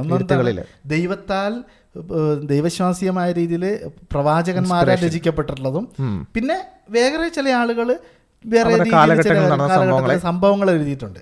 Okay, ഇനി അടുത്തതിലേക്ക് വരിക. For we have not an innumerable multitude of books amongst us, disagreeing from and contradicting one another as the Greeks have, but only 22 books which contain the records of all the past times, which are justly believed to be divine. അദ്ദേഹം പറയണത് ഈ യവനന്മാർക്കുള്ളതുപോലെ പരസ്പര വിരുദ്ധമായിട്ടുള്ള എണ്ണമറ്റ പുസ്തകങ്ങളൊന്നും ഞങ്ങൾക്കില്ല, മറിച്ച് 22 പുസ്തകങ്ങളാണ് ഞങ്ങൾക്കുള്ളത്. ദൈവശ്വാസ്യമായിട്ട് പരിഗണിക്കപ്പെടുന്ന, ദൈവികമെന്ന് പരിഗണിക്കപ്പെടുന്ന 22 പുസ്തകങ്ങളാണ് ഉള്ളത്. ആ 22 സംഖ്യ നമ്മളൊന്ന് ക്ലാരിഫൈ ചെയ്യേണ്ടത്, പഴയ നിയമ കാനോനിൽ ഒരു പുസ്തകങ്ങളെ പലതിനെയും ഒന്നിപ്പിച്ച് എണ്ണുന്നത് കൊണ്ട് നമ്മളതിനെ 1 ദിനവൃത്താന്തം 2 ദിനവൃത്താന്തം എന്നൊക്കെ പറഞ്ഞ് വിഭജിക്കുന്നുണ്ട്. 27 നമുക്ക് വരുന്നുണ്ട്. പക്ഷെ പഴയ നിയമത്തിൽ 22 39 വരുന്നുണ്ട്. പക്ഷെ പഴയ നിയമത്തിൽ 22 തന്നെ വരുന്നുള്ളൂ. പക്ഷെ പുസ്തകങ്ങളെല്ലാം യഹൂദ കാനോനും സെയിം തന്നെയാണ്. ഇത് 1 ദിനവൃത്താന്തം 2 ദിനവൃത്താന്തം ഒരു പുസ്തകമായിട്ട് പരിഗണിക്കുന്നു. 1 രാജാക്കന്മാർ 2 രാജാക്കന്മാർ ഒരു പുസ്തകമായിട്ട് പരിഗണിക്കുന്നു. ചെറിയ പ്രവാചകന്മാർ അതിന് ഒരു ഒറ്റക്കൂട്ടമായിട്ട് പരിഗണിക്കുന്നു. അങ്ങനെ വ്യത്യാസങ്ങളാണുള്ളത്. 12 പുസ്തകം ചെറിയ പ്രവാചകന്മാർ അത് ഒറ്റ പുസ്തകമായിട്ട് പരിഗണിച്ച് കഴിഞ്ഞാൽ ഈ പറയുന്നത് ആ രീതി അങ്ങനെയാണ് അവരിതിനെ വിഭജിച്ചിരുന്നത്. അത് പിൽക്കാലത്ത് നമുക്ക് യഹൂദന്മാരുടെ ആ പുസ്തകങ്ങളുടെ ക്രമത്തിലും കാര്യങ്ങളിലൊക്കെ വ്യക്തമായിട്ട് നമുക്ക് കാണാൻ സാധിക്കും. അങ്ങനെയാണ് ആ പുസ്തകങ്ങളെ അവർ കൗണ്ട് ചെയ്തിരുന്നത് എന്നുള്ളത്. അപ്പോൾ ഇവിടെ വളരെ കൃത്യമായിട്ട് തൊട്ട് മുമ്പ് കർത്താവായ യേശു ക്രിസ്തുവിൻ്റെ കാലഘട്ടത്തിന് മുൻപുള്ള രചനയാണ് നമ്മൾ നേരത്തെ വായിച്ച ഏകദേശം BC 117 അടുത്തുള്ള രചനയാണ് ആ സിറാക്കിൻ്റെ പുസ്തകത്തിനെ കുറിച്ച് നമ്മൾ പറഞ്ഞ ഉദ്ധരണി. യേശു ക്രിസ്തുവിൻ്റെ കാലഘട്ടത്തിന് മുമ്പുള്ള, കർത്താവായ യേശുവിൻ്റെ കാലഘട്ടത്തിന് ശേഷമുള്ള ഒരു പ്രസ്താവനയാണ് നമ്മൾ കണ്ടത്. ജോസീഫസ് എഗെയിൻസ്റ്റ് ദ ആപ്പിയനിൽ പറഞ്ഞിരിക്കുന്ന 22 പുസ്തകങ്ങൾ എന്ന് പറയുന്ന, ദൈവികമായിട്ടുള്ള 22 പുസ്തകങ്ങൾ എന്ന് പറയുന്ന കൃത്യമായിട്ടൊരു കൗണ്ട്. ഇനി ആ പുസ്തകങ്ങളുടെ ലിസ്റ്റ് ഏതാണ് എന്നതിലേക്ക് നമ്മൾ പോകുമ്പോഴാണ് യഹൂദന്മാരുടെ തൽമൂദുകളിലേക്ക് നമ്മൾ പോകുന്നത്. അത് ഏകദേശം തൽമൂദുകൾ പല കാലഘട്ടങ്ങളിലായിട്ട് രചിക്കപ്പെട്ടതും പല കാലഘട്ടങ്ങളിലായിട്ട് വ്യാഖ്യാനിക്കപ്പെട്ടതൊക്കെയാണ്. എന്നാലും നമ്മൾ ഈ പറയുന്ന ബാവബത്ര എന്ന് പറയുന്ന അതിൻ്റെ 14b എന്ന് പറയുന്ന ആ തൽമൂദിൽ എഴുതിയിരിക്കുന്നത് ഒന്ന് വായിക്കാം. The order of the Nevi'im is Joshua, Judges, Samuel, Kings, Jeremiah, Ezekiel, Isaiah and the 12 minor prophets. Kings is followed by Jeremiah because Kings ends with the exile and Jeremiah deals with the same subject. Ezekiel precedes Isaiah because the former ends with the rebuilding of the temple, and Isaiah's prophecies throughout contain comforting hopes and promises. The order of the Ketuvim is Ruth, Psalms, Job, Proverbs, Ecclesiastes, Songs of Songs, Lamentations, Daniel, Esther, Ezra, including Nehemiah and Chronicles. അതെ, മോശയുടെ പഞ്ചഗ്രന്ഥി പുസ്തകങ്ങൾ ആധികാരികമാണെന്നുള്ളതിന് നമ്മൾ പ്രത്യേകിച്ച് സ്ഥാപിക്കേണ്ട ആവശ്യമില്ല. അതുകൊണ്ടാണ് ഞാൻ അവിടെ തൊട്ടാണ് ഞാൻ അതിനെക്കുറിച്ച് ആ ഒരു ഉദ്ധരണി എടുത്തിരിക്കുന്നത്. അപ്പോൾ അവിടെ കൃത്യമായിട്ട് നമ്മൾ പറയുന്ന ഈ പഴയ നിയമ പുസ്തകങ്ങളുടെ പട്ടികയാണ്, പ്രൊട്ടസ്റ്റന്റ് കാനോനിലുള്ള പഴയ നിയമ പുസ്തകങ്ങളുടെ പട്ടികയാണ് നമ്മൾ ഈ ബാവബത്ര 14b എന്ന് പറയുന്ന ആ ഭാഗത്തുള്ള യഹൂദന്മാരുടെ കാനോനെ കുറിച്ചുള്ള പരാമർശത്തിൽ കാണുന്നത്. അപ്പം കർത്താവ് യേശുക്രിസ്തുവിൻ്റെ കാലഘട്ടത്തിന് തൊട്ടു മുൻപുള്ള ഒരു രചയിതാവ് പറയുകയാണ്, ഞങ്ങൾക്ക് ന്യായപ്രമാണമുണ്ട്, പ്രവാചകന്മാരുണ്ട്, ഇതര രചനകളുണ്ട്. കർത്താവ് യേശുക്രിസ്തുവിൻ്റെ കാലഘട്ടത്തിന് തൊട്ട് ശേഷം വരുന്ന കാലഘട്ടത്തിലുള്ള യഹൂദനായിട്ടുള്ള രചയിതാവ് പറയുകയാണ്, ഞങ്ങൾക്ക് 22 പുസ്തകങ്ങളുണ്ട്.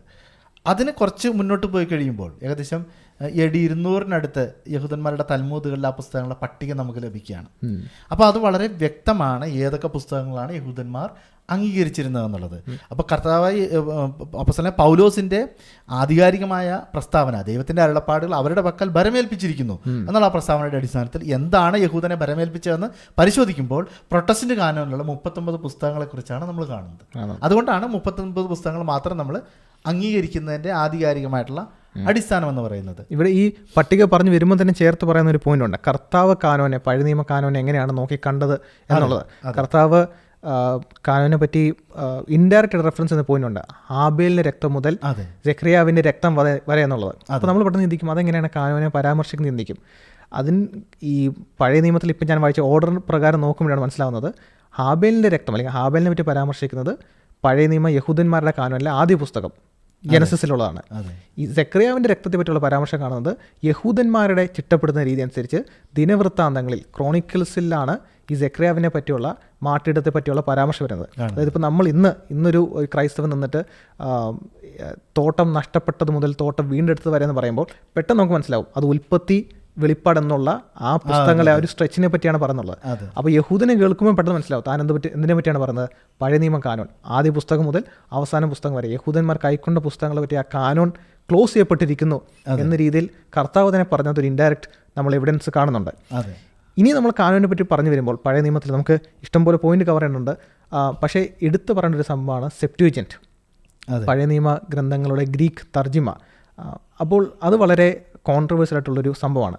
കാരണം പലപ്പോഴും പറയും അപ്പോസ്തലന്മാർ സെപ്റ്റ്വജന്റിനെ റെഫറൻസ് ചെയ്തു, അവർ പറയുന്ന ഈ സെപ്റ്റ്വജന്റിനെ തന്നെ അപ്പോക്രിഫ പുസ്തകങ്ങളും ഉൾക്കൊണ്ടിരിക്കുന്നല്ലോ, അപ്പോൾ അപ്പോസ്തലന്മാരെല്ലാം അപ്പോക്രിഫയെ കൈക്കൊണ്ടില്ലേ എന്ന് റോമൻ കത്തോലിക്ക സഹോദരങ്ങൾ നമ്മളോട് ചോദിക്കുന്നൊരു ചോദ്യമാണ്. അപ്പം അതിൻ്റെ വ്യക്തത എന്താണുള്ളത്? ഇന്നിപ്പോൾ നിങ്ങൾ ആമസോണിൽ പോയിട്ട് സെപ്റ്റ്വജന്റിൻ്റെ ഒരു കോപ്പി വാങ്ങിക്കണമെന്ന് വിചാരിച്ചാൽ നിങ്ങൾക്ക് വാങ്ങിക്കാൻ പറ്റും, അല്ലേ? ഒരു പുസ്തകമായിട്ട് വാങ്ങിക്കാൻ പറ്റും. അതിൻ്റെ അകത്ത് ഈ പറയുന്ന പുസ്തകങ്ങളൊക്കെ അപ്പോക്രിഫ പുസ്തകങ്ങളൊക്കെ ഉണ്ട്.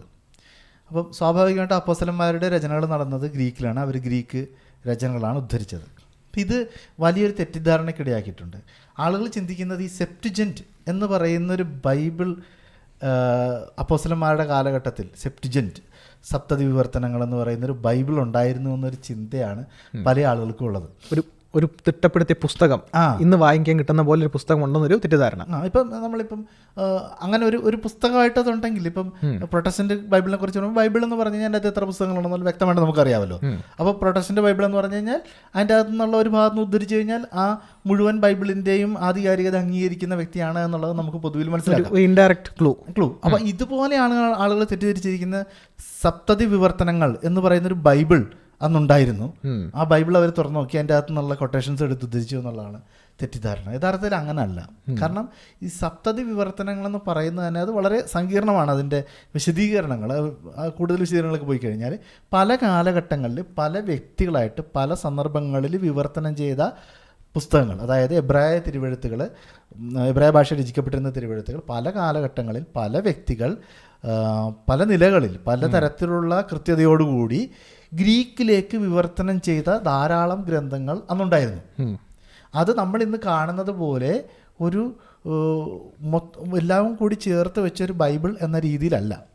അങ്ങനെ ഒരു ബൈബിൾ എന്ന് പറയുന്ന രീതിയിലേക്ക് വരുന്നത് യഥാർത്ഥത്തിൽ ഈ പറയുന്ന 4-ാം നൂറ്റാണ്ടിന് ശേഷമാണ്. 4-ാം നൂറ്റാണ്ടിലാണ് ഏകദേശം അത്തരത്തിലുള്ള ഒരു പുസ്തക രൂപത്തിലേക്ക് എല്ലാ പുസ്തകങ്ങളും കൂടി ചേർത്ത് വെച്ച രീതിയിലേക്ക് വരുന്നത്.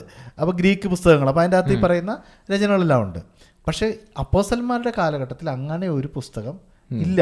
അവിടെയുള്ളതെന്ന് പറഞ്ഞാൽ പഞ്ചഗ്രന്ഥി പുസ്തകങ്ങൾ ആദ്യകാലത്ത് ഗ്രീക്കിലേക്ക് വിവർത്തനം ചെയ്യപ്പെട്ടതുകൊണ്ട്, പിന്നീട് പ്രവാചകന്മാരുടെ പുസ്തകങ്ങൾ വിവർത്തനം ചെയ്യപ്പെട്ടതുകൊണ്ട്, അതിൻ്റെ പല വ്യക്തികൾ വിവർത്തനം ചെയ്തുകൊണ്ട് അത് ആ പുസ്തകങ്ങളെ എല്ലാം അവിടെ എല്ലാം ലഭ്യമാണ്.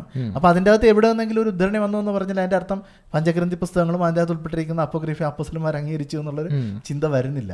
അത് ആധുനിക ഗവേഷകന്മാർ വളരെ അസന്നിഗ്ധമായിട്ട് തെളിയിച്ചിട്ടുള്ള കാര്യമാണ്. ഇതൊരു തെറ്റായ സങ്കല്പമാണ്. സെപ്റ്റ്വജന്റ് എന്ന് പറയുന്നത് ഒരു സംഭവം ഒന്നും ഉണ്ടായിരുന്നു എന്നുള്ളത് ഇല്ല. സെപ്റ്റിജന്റ് എന്ന് പറയുന്നത് ഒരു മോഡേൺ അല്ലെങ്കിൽ പിൽക്കാലത്ത് വന്നിട്ടുള്ള ഒരു കൺസ്ട്രക്ഷനാണ്. അതല്ലാതെ അങ്ങനെ ഒരു സെപ്റ്റിജന്റ് ബൈബിൾ എന്ന് പറയുന്ന ഒരു ബൈബിൾ അന്ന് നിങ്ങൾക്ക് മാർക്കറ്റിൽ നിന്ന് വാങ്ങിക്കാൻ കിട്ടുമായിരുന്നില്ല, അവരുടെ വായിക്കാനും കിട്ടുമായിരുന്നില്ല. അതൊക്കെ പിന്നീട് 4-ാം നൂറ്റാണ്ടിന് ശേഷമൊക്കെ വരുന്ന കാര്യങ്ങൾ. അപ്പോൾ അങ്ങനെ ഒരു ബൈബിൾ ഇല്ല. അപ്പോൾ പിന്നെ അങ്ങനെ ഒരു കാര്യം ഇല്ല എന്നുള്ളത് കൊണ്ട് തന്നെ അങ്ങനെ സെപ്റ്റിജന്റ് എന്ന് പറയുന്നൊരു ബൈബിൾ ഇല്ലാത്ത സ്ഥിതിക്ക് പിന്നെ ഗ്രീക്ക് ഉദ്ധരണികൾ അപ്പോസ്തലന്മാർ ഉദ്ധരിച്ചു, അതുകൊണ്ട് സെപ്റ്റിജന്റിലെ പുസ്തകങ്ങളെല്ലാം ആധികാരികമാണെന്ന് പറയുന്ന ആശയത്തിന് യാതൊരു തരത്തിലുള്ള പ്രസക്തിയും ഇല്ല. അതുമാത്രമല്ല, ഈ പറയപ്പെടുന്ന സെപ്റ്റിജന്റിൻ്റെ ഗണത്തിൽ വരുന്ന പുസ്തകങ്ങൾ ഉൾപ്പെടുന്ന പുസ്തകങ്ങളാണ് 3 Maccabees, prayer of Manasseh, Psalms of Solomon, letter of Jeremiah. എന്നാൽ ഇതൊന്നും റോമൻ കത്തോലിക്ക സഭ കാനോനികമായിട്ട് കൈക്കൊള്ളുന്ന പുസ്തകങ്ങളല്ല. അപ്പം വളരെ സന്ദർഭോചിതമായിട്ട് അവർ കൈക്കൊള്ളുന്ന അല്ലെങ്കിൽ അവരുടെ ഉപദേശങ്ങൾ നിലനിർത്താൻ വേണ്ടി കൈക്കൊള്ളുന്ന പുസ്തകങ്ങളെ സെപ്റ്റിജനിലുണ്ട് എന്ന് പറഞ്ഞ് കൈക്കൊള്ളുന്നു. എന്നാൽ സെപ്റ്റിജനിലുള്ള എല്ലാത്തിനെയും കൈക്കൊള്ളാതെ വരുന്ന ഒരു നിലപാടാണ് നമ്മൾ കാണുന്നത്. ഈ മക്കബായരുടെ പുസ്തകത്തിൽ നിന്ന് തന്നെ നമുക്ക് ചില സൂചനകൾ കിട്ടുന്നുണ്ടല്ലോ ഈ പറയുന്ന കാനോൻ നിലവിലുണ്ടെന്നുള്ളത്. അതിനെക്കുറിച്ച് എന്താണ് നമുക്ക് പറയാൻ സാധിക്കുന്നത്? മക്കബായരുടെ പുസ്തകങ്ങളും മറ്റ് പുസ്തകങ്ങളിൽ പലയിടത്തും ഇന്റേണൽ ക്ലൂസ് കാണുന്നുണ്ട്. അതായത് ഈ പുസ്തകങ്ങൾ അവർ തന്നെ കാനോനികമായിട്ട് അല്ലെങ്കിൽ ദൈവവിശ്വാസിയുമായ തിരുവെഴുത്തായിട്ട് അവർ തന്നെ കാണുന്നില്ല എന്നതിൻ്റെ ക്ലൂ 2 മക്കാബിയർ എൻഡിങ്ങിൽ ഒരു ക്ലൂ കാണുന്നുണ്ട്. എന്നാൽ ഒരെണ്ണം ഞാൻ ഉദ്ധരിക്കുന്നത് 1 മക്കാബിയർ 9:27.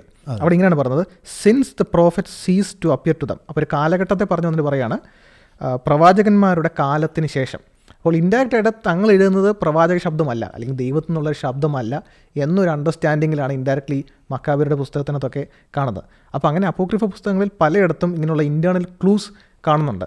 ആ പുസ്തകങ്ങൾ തന്നെ ദൈവവചനമല്ല എന്ന് അവർ തന്നെ ഇത് ദൈവവിശ്വാസിയുമായി ഞങ്ങൾക്ക് കൈവശം വന്നിട്ടുള്ളത് ഒന്നല്ല, അല്ലെങ്കിൽ ദൈവം ഞങ്ങളോട് സംസാരിച്ച് ഇടപെട്ട് എഴുതിയ ഒന്നല്ല എന്ന് അവർ തന്നെ പരോക്ഷമായിട്ട് അല്ലാതെയൊക്കെ ആയിട്ട് അംഗീകരിക്കുന്ന ഒരു ക്ലൂസ് നമ്മൾ അവിടെ കാണുന്നുണ്ട്.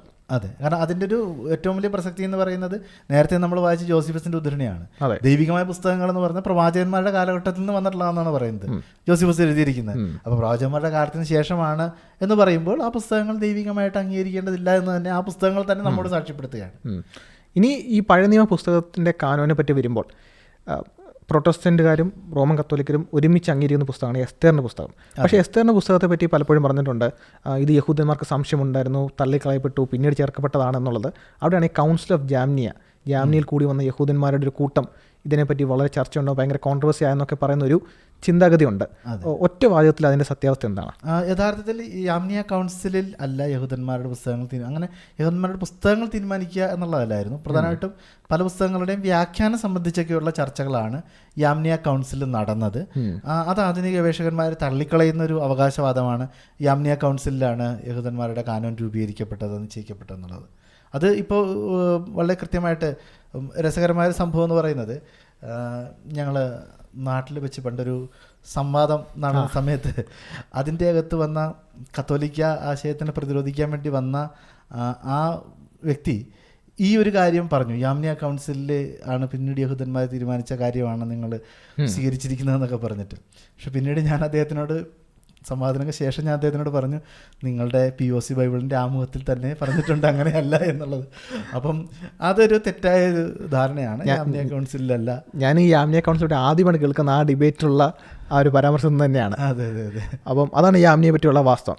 ഇനി നമുക്ക് നമ്മുടെ ഈ ഒരു വീഡിയോയുടെ കൺക്ലൂഷനിലേക്ക് വരുന്ന, എന്നെ സംബന്ധിച്ച് ഏറ്റവും ഇൻട്രസ്റ്റിംഗ് ആയിട്ടുള്ള പല പോയിൻറ്റ്സ് കവർ ചെയ്യുന്നൊരു ഭാഗമാണിത്. ഈ അപ്പോക്രിഫ പുസ്തകങ്ങളെ ചരിത്രത്തിൽ ആദിമ കാലഘട്ടത്തിലെ സഭാ നേതാക്കന്മാർ പ്രൊട്ടസ്റ്റൻ്റ് കാലഘട്ടത്തിൽ വിവിധ ബൈബിൾ പരിഭാഷയിലൊക്കെ അപ്പോക്രിഫ പുസ്തകങ്ങളെ എങ്ങനെയാണ് നോക്കി കണ്ടത്. കത്തോലിക്ക ബിഷപ്പുമാരും കർദിനൽമാരും പോപ്പുമാരും കത്തോലിക്ക സഭയൊക്കെ വിശ്വസിക്കുന്ന പോപ്പുമാർ പോലും അപ്പോക്രിഫ പുസ്തകങ്ങളെ തള്ളിക്കളയുന്ന സന്ദർഭങ്ങൾ നമ്മൾ കാണുന്നുണ്ട്. അപ്പോൾ അതിലേക്കാണ് നമ്മൾ ഇനി നമ്മുടെ സമയം ശ്രദ്ധ തിരിക്കാൻ പോകുന്നത്. ഇതിനകത്ത് ഞാൻ മനസ്സിലാക്കി വരുന്ന ട്രെൻഡ്, ഈ അപ്പോക്രിഫ പുസ്തകങ്ങളെ നവോത്ഥാന കാലത്തിന് ശേഷവും ലൂത്തറും ഉൾപ്പെടെയുള്ളവരൊക്കെ ഇതൊക്കെ വായിക്കാം എന്ന് പറഞ്ഞ് ചേർത്ത് പിടിക്കുന്നൊരു രംഗം കാണുന്നുണ്ട്. ഇപ്പോൾ KJV ബൈബിളിനകത്ത് പല കാലഘട്ടങ്ങളിലും അത് അപ്പോക്രിഫ പുസ്തകങ്ങളും അച്ചടിയോടൊപ്പം നിന്നിരുന്നു. ലൂത്തർ ഇതിനെ വായിക്കാം എന്ന് പറഞ്ഞൊരു നിലപാട് എടുത്ത ഒരു കാരണമുണ്ടായിരുന്നു. നമ്മൾ പിന്നെ ജെറോമിലേക്കൊക്കെ പോകുന്നതിനൊക്കെ മുമ്പ് എപ്പോഴാണ് അപ്പോക്രിഫ പുസ്തകങ്ങൾ അച്ചടിക്കപ്പെടുന്ന ഇംഗ്ലീഷ് അല്ലെങ്കിൽ പൊതുവായിട്ട് പ്രൊട്ടസ്റ്റൻസ് അച്ചടിക്കുന്ന പുസ്തകങ്ങളിൽ നിന്ന്, ബൈബിളിൽ നിന്ന് എന്നാണ് അപ്പോക്രിഫ പുസ്തകങ്ങൾ എടുത്തു മാറ്റിയത്? അത് ഏകദേശം 1825 ആണ് ബ്രിട്ടീഷ് ബൈബിൾ സൊസൈറ്റിയും മറ്റ് ബൈബിൾ സൊസൈറ്റികളായിട്ട് നടന്ന ചില തർക്കങ്ങളുടെയൊക്കെ ഒരു ഭാഗമായിട്ട് അപ്പോക്രിഫ പുസ്തകങ്ങൾ അച്ചടിക്കുന്ന ബൈബിളിൽ നിന്ന് ഒഴിവാക്കിയത്. അപ്പോൾ ഇത് കേൾക്കുമ്പോൾ പെട്ടെന്ന് ആളുകൾ ചിന്തിക്കും, അപ്പം നിങ്ങൾ എന്താണ് പറഞ്ഞു വരുന്നത്? പ്രൊട്ടസ്റ്റന്റ് ബൈബിളുകളിൽ അപ്പോക്രിഫ പുസ്തകങ്ങൾ ഉണ്ടായിരുന്നു എന്നാണ്. അതെ, 1825 വരെ പ്രൊട്ടസ്റ്റന്റ് ബൈബിളുകളുടെ ഉള്ളിൽ ഒരു വായനയ്ക്ക് എന്ന രീതിയിൽ അപ്പോക്രിഫ പുസ്തകങ്ങൾ ഉണ്ടായിരുന്നു. 1825 കാരണം അത് ആ പുസ്തകങ്ങൾ നമ്മൾ ദൈവികമായിട്ട് അംഗീകരിക്കുന്നവയല്ല, ഉപദേശത്തിന് ആധാരമായിട്ട് എടുക്കുന്നില്ല. അപ്പം അതുകൊണ്ട് അത് ഒഴിവാക്കണമെന്നുള്ള പല സമ്മർദ്ദങ്ങളുടെയൊക്കെ അടിസ്ഥാനത്തിലാണ് ബ്രിട്ടീഷ് ബൈബിൾ സൊസൈറ്റി അങ്ങനെ ഒരു തീരുമാനം എടുക്കുന്നതും 1825 ഈ അപ്പോക്രിഫ പുസ്തകങ്ങൾ പ്രൊട്ടസ്റ്റന്റ് ബൈബിളുകളിൽ നിന്ന് ഒഴിവാക്കപ്പെടുന്നതും. അപ്പോൾ ഈ അപ്പോക്രിഫ പുസ്തകങ്ങൾ മാർട്ടിൻ ലൂതറിൻ്റെ ബൈബിളിൻ്റെ ഭാഗമായിട്ടും അതിനു മുൻപ് തന്നെയും ഒക്കെ ഉണ്ടായിരുന്നു. അപ്പം ഇവിടെ വളരെ വ്യക്തമായിട്ട് പലരും ചിന്തിച്ചിരിക്കുന്നത് അത് പ്രൊട്ടസ്റ്റന്റുകാർ അങ്ങനെ ഒഴിവാക്കി എന്ന് പറയുമ്പോൾ അപ്പം അങ്ങനെയാണെങ്കിൽ മുൻപുണ്ടായിരുന്നല്ലോ, ജെറോമിൻ്റെ ലാറ്റിൻ വൾഗേറ്റിൽ അതുണ്ടായിരുന്നല്ലോ. അവിടെ തൊട്ട് നമ്മൾ ചിന്തിച്ചു കഴിഞ്ഞാൽ വളരെ കൃത്യമായിട്ട് മനസ്സിലാക്കാൻ സാധിക്കും, ഈ പുസ്തകങ്ങൾ കാനോനിക ഗ്രന്ഥങ്ങൾ, ഉപദേശങ്ങൾക്ക് ആധാരമായിട്ടുള്ള കാനോനിക ഗ്രന്ഥങ്ങളായിട്ടല്ല, മറിച്ച് ഈ പുസ്തകങ്ങൾ നിങ്ങൾക്ക് വായനയ്ക്കും പ്രയോജനത്തിനും വായിക്കാൻ പ്രയോജനമുള്ളതാണ്, ഐഡന്റിഫിക്കേഷന് വേണ്ടിയിട്ടുള്ളതാണ് എന്ന രീതിയിലാണ് ജെറോമിൻ്റെ ആ ലാറ്റിൻ വൾഗേറ്റിൽ പോലും അത് ഉൾപ്പെടുത്തിയിരുന്നത്.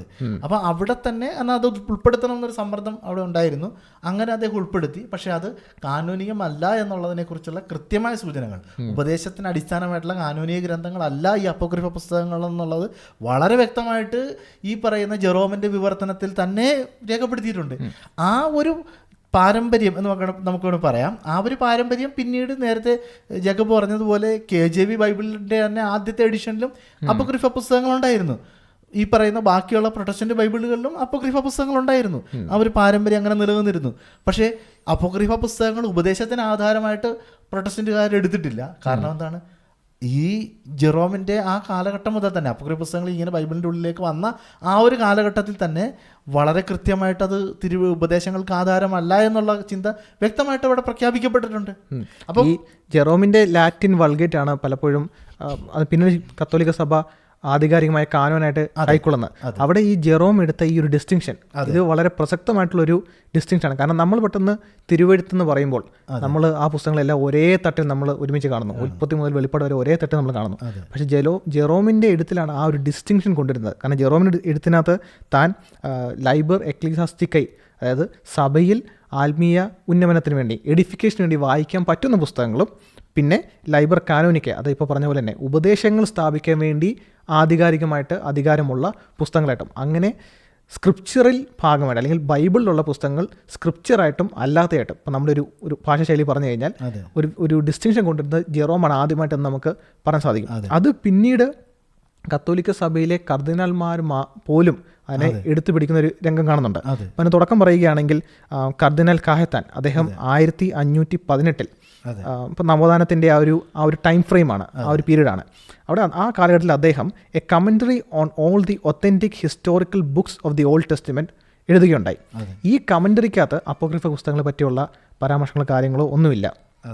എന്നിട്ട് ഏറ്റവും പ്രസക്തമായിട്ട് അദ്ദേഹം ഈ കമൻ്ററിയുടെ പരിശ്രമത്തിലൂടെ വരുമ്പോൾ അദ്ദേഹം പറയുകയാണ്, here we close the commentaries on the historical books of the Old Testament. എന്നിട്ട് പറയാണ്, മറ്റ് പുസ്തകങ്ങളെ സംബന്ധിച്ച്, അതായത് Judith, Tobit and the books of the Maccabees, ഇവയൊക്കെ ജെറോം കാനോനിക പുസ്തകങ്ങളുടെ പട്ടികയിൽ നിന്നും പുറത്തായിട്ടാണ് എണ്ണപ്പെടുത്തിയിരിക്കുന്നത്. അവയെ അപ്പോക്രിഫ പുസ്തകങ്ങളോടൊപ്പം, അതായത് വിസ്ഡം, എക്ലീസിയാസ്റ്റിക്കസ് എന്നിവയിലാണ് എണ്ണപ്പെടുത്തിയിരിക്കുന്നത് എന്ന് കർദിനാൾ കാഹത്താൻ, റോമൻ കത്തോലിക്ക സഭയുടെ കർദിനാലായ കാഹത്താൻ അദ്ദേഹം പറയുകയാണ്. എന്നിട്ട് അദ്ദേഹം വളരെ ഇനി ആർക്കെങ്കിലും സംശയം ഉണ്ടായി കഴിഞ്ഞാൽ വളരെ വ്യക്തമാക്കേണ്ട അദ്ദേഹം പറയുകയാണ്, ഇനി നിങ്ങൾ ഇതൊക്കെ ആദ്യമായിട്ട് പഠിക്കുന്ന ഒരാളെ പോലെ പഠിച്ചു വരുമ്പോൾ എവിടെയെങ്കിലും സഭയുടെ സുനഹദോസുകളിലോ അല്ലെങ്കിൽ ഹോളി ഡോക്ടേഴ്സിൻ്റെ എഴുത്തുകൾ, ഹോളി ഡോക്ടേഴ്സ് അവർ ഉദ്ദേശിക്കുന്നത് ഈ ഡോക്ടറിൻപരമായ കാര്യത്തിൽ കാര്യമായിട്ടുള്ള സംഭാവന ചെയ്തത്, അല്ലാതെ വിശുദ്ധന്മാരായ വൈദ്യന്മാരെ നടത്തില്ല, മറിച്ച് ഡോക്ടർപരമായിട്ടുള്ള കാര്യത്തിൽ കാതലായ സംഭാവന ചെയ്ത. അപ്പം നിങ്ങൾ വായിച്ചു വരുമ്പോൾ ഏതെങ്കിലും സുനഹദോസിൻ്റെ തീരുമാനങ്ങളിൽ അല്ലെങ്കിൽ ഹോളി ഡോക്ടേഴ്സ് ഇങ്ങനെ ഡോക്ടർപരമായിട്ടുള്ള സംഭാവന ചെയ്തവരുടെ എഴുത്തുകളിൽ എവിടെയെങ്കിലും നിങ്ങൾ ഈ പുസ്തകങ്ങൾ കാനോനികമായിട്ട് ഉൾപ്പെടുത്തുന്ന കണ്ടു കഴിഞ്ഞാൽ നിങ്ങൾ പരിഭ്രമിക്കരുത്. കാരണം എന്താണ്, ഈ സുനഹദോസിൻ്റെ വാചകങ്ങളും ഈ പറയുന്ന ഡോക്ടർപരമായിട്ട് കോൺട്രിബ്യൂഷൻ ചെയ്തവരുടെ എല്ലാ നിലപാടുകളെയും ജെറോമിൻ്റെ തിരുത്തലിന് വിധേയമാക്കണം. ജെറോമിൻ തിരുത്തലിന് മുമ്പ് പറഞ്ഞു എഴുത്തുകൾ രണ്ടായിട്ട് തരംതിരിക്കുന്നു, ആത്മീയ ഉന്നമനത്തിനും പിന്നെ ഡോക്ടർപരമായിട്ടുള്ള അധികാരമുള്ള പുസ്തകങ്ങളായിട്ടും.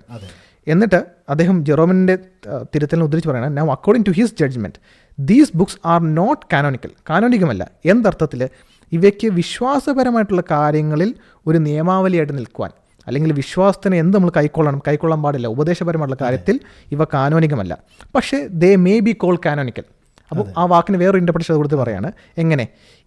In the nature of a rule for the edification of the faithful as being received and authorized in the canon of the Bible for that purpose. അപ്പോൾ അപ്പോക്രിഫ ജെറോം പറഞ്ഞ തിരുത്തൽ പ്രകാരം കാനോനികമല്ല എന്നർത്ഥത്തിൽ ഉപദേശം സ്ഥാപിക്കാൻ പറ്റത്തില്ല. പക്ഷേ കാനോനികമാണ് എന്നർത്ഥത്തിൽ ഇവയെ നമുക്ക് വായിക്കാം. സഭയിൽ നമുക്ക് ആത്മീയ ഉന്നമനത്തിന് വേണ്ടി വായിക്കാൻ പറ്റുന്ന പുസ്തകങ്ങളായിട്ട് വായിക്കാം. എന്നിട്ട് അദ്ദേഹം പറയാണ്, ഈ ഡിസ്റ്റിങ്ഷൻ ഉപയോഗിച്ച് വേണം നമ്മൾ അഗസ്റ്റിനും കൗൺസിൽ ഓഫ് കാർത്തേജിലും എടുത്ത തീരുമാനങ്ങൾ നോക്കിക്കാണേണ്ടത്. അപ്പം വളരെ സ്പഷ്ടവും വ്യക്തമായിട്ട്, ഒരുപക്ഷെ വായിച്ചാൽ പ്രൊട്ടസ്റ്റൻ്റുകാരനാണ് ഇത് എഴുതിയേക്കെന്ന് തോന്നുന്ന രീതി അദ്ദേഹം പറയാണ്, ഈ ജെറോം പറഞ്ഞ ഡിസ്റ്റിങ്ഷനിൽ വേണം അപ്പോക്രിഫ പുസ്തകം എന്താണ്, കാനോനികമാണോ അല്ലയോ, എന്തിന് സാക്ഷാൽ അഗസ്റ്റിൻ്റെയും കാർത്തേജിൻ്റെയും തീരുമാനത്തെയും നിങ്ങൾ ചരിത്രത്തിൽ എടുത്ത് നോക്കുമ്പോൾ എവിടെയെങ്കിലും സുനഹദോസ് എടുത്ത തീരുമാനം നോക്കി കാണേണ്ടത് ഇങ്ങനെയാണ് എന്ന് അദ്ദേഹം പറയുന്നു. ഇതിൽ ഏറ്റവും രസകരമായ സംഭവം, 15 വർഷത്തിന് ശേഷം കർദിനൽ കായത്തൻ ഇത് പറഞ്ഞിരുന്നെങ്കിൽ കൗൺസിൽ ഓഫ് ട്രെൻഡ് അദ്ദേഹത്തെ അനമത്തറ്റൈസ് ചെയ്ത് ശപിച്ച് പുറത്താക്കിയിരുന്നേനെ. ഈ സഭാ വേദശാസ്ത്രജ്ഞന്മാരുടെ നമ്മൾ എണ്ണത്തിൽ നോക്കിയപ്പോൾ അഗസ്റ്റിൻ്റെ കാര്യമൊക്കെ പറഞ്ഞല്ലോ, അവിടെ കണ്ടുവരുന്നൊരു ട്രെൻഡ്, ഈ എബ്രായ ഭാഷ അറിയുന്ന സഭാ ദൈവശാസ്ത്രജ്ഞന്മാർ എബ്രായ യഹൂദന്മാരെ കാനോൻ കൈക്കൊള്ളുന്നു. പക്ഷേ യവനായ ഭാഷ അറിയുന്ന അല്ലെങ്കിൽ എബ്രായ ഭാഷ അറിയാത്തവരാണ് പലപ്പോഴും സെപ്റ്റുജൻ്റ് നോക്കി ഇവ കാനോനികമാണ്, ഇവ സെപ്റ്റുജൻ്റ് ട്രാൻസ്ലേഷൻ അതെല്ലാം ഉണ്ടല്ലോ എന്ന് പറഞ്ഞ് പലപ്പോഴും കൈക്കൊള്ളുന്ന ഒരു പാറ്റേൺ അവിടെ കാണുന്നുണ്ട്. അതിനൊക്കെ പലപ്പോഴും ഉദ്ധരിച്ച് പറഞ്ഞിട്ടുണ്ട്, ആ ഒരു ഭാഷാ പരിമിതി ആയിരുന്നേക്കാം ഇവരൊക്കെ തെറ്റിദ്ധരിപ്പിച്ചത് എന്നുള്ളത്.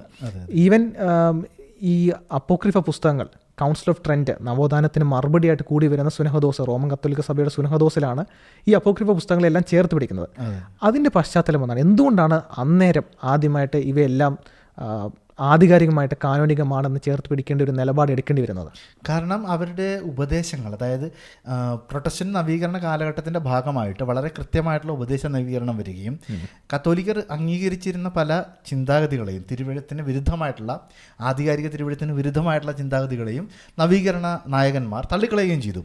സ്വാഭാവികമായിട്ടും ഈ കർമ്മപ്രവർത്തികളാലുള്ള പാപമോചനം, അത്തരത്തിലുള്ള ആശയങ്ങൾ, മരിച്ചവർക്ക് വേണ്ടിയുള്ള പ്രാർത്ഥന, ഇത്തരത്തിലുള്ള ആശയങ്ങൾ സ്ഥാപിക്കുവാൻ വേണ്ടിയിട്ട്, ആ ഒരു ലക്ഷ്യത്തിന് വേണ്ടിയിട്ടാണ് ഈ അപ്പോക്രിഫ പുസ്തകങ്ങൾ ചിലതിന് അവർ അവരുടെ ഡ്യൂട്രോ കാനോൻ, ഉത്തര കാനോനിക ഗ്രന്ഥങ്ങൾ എന്ന പേരിൽ ആ തിരുവെഴുത്തിൻ്റെ ഭാഗമായിട്ട് ട്രെൻഡ് അംഗീകരിച്ചത്.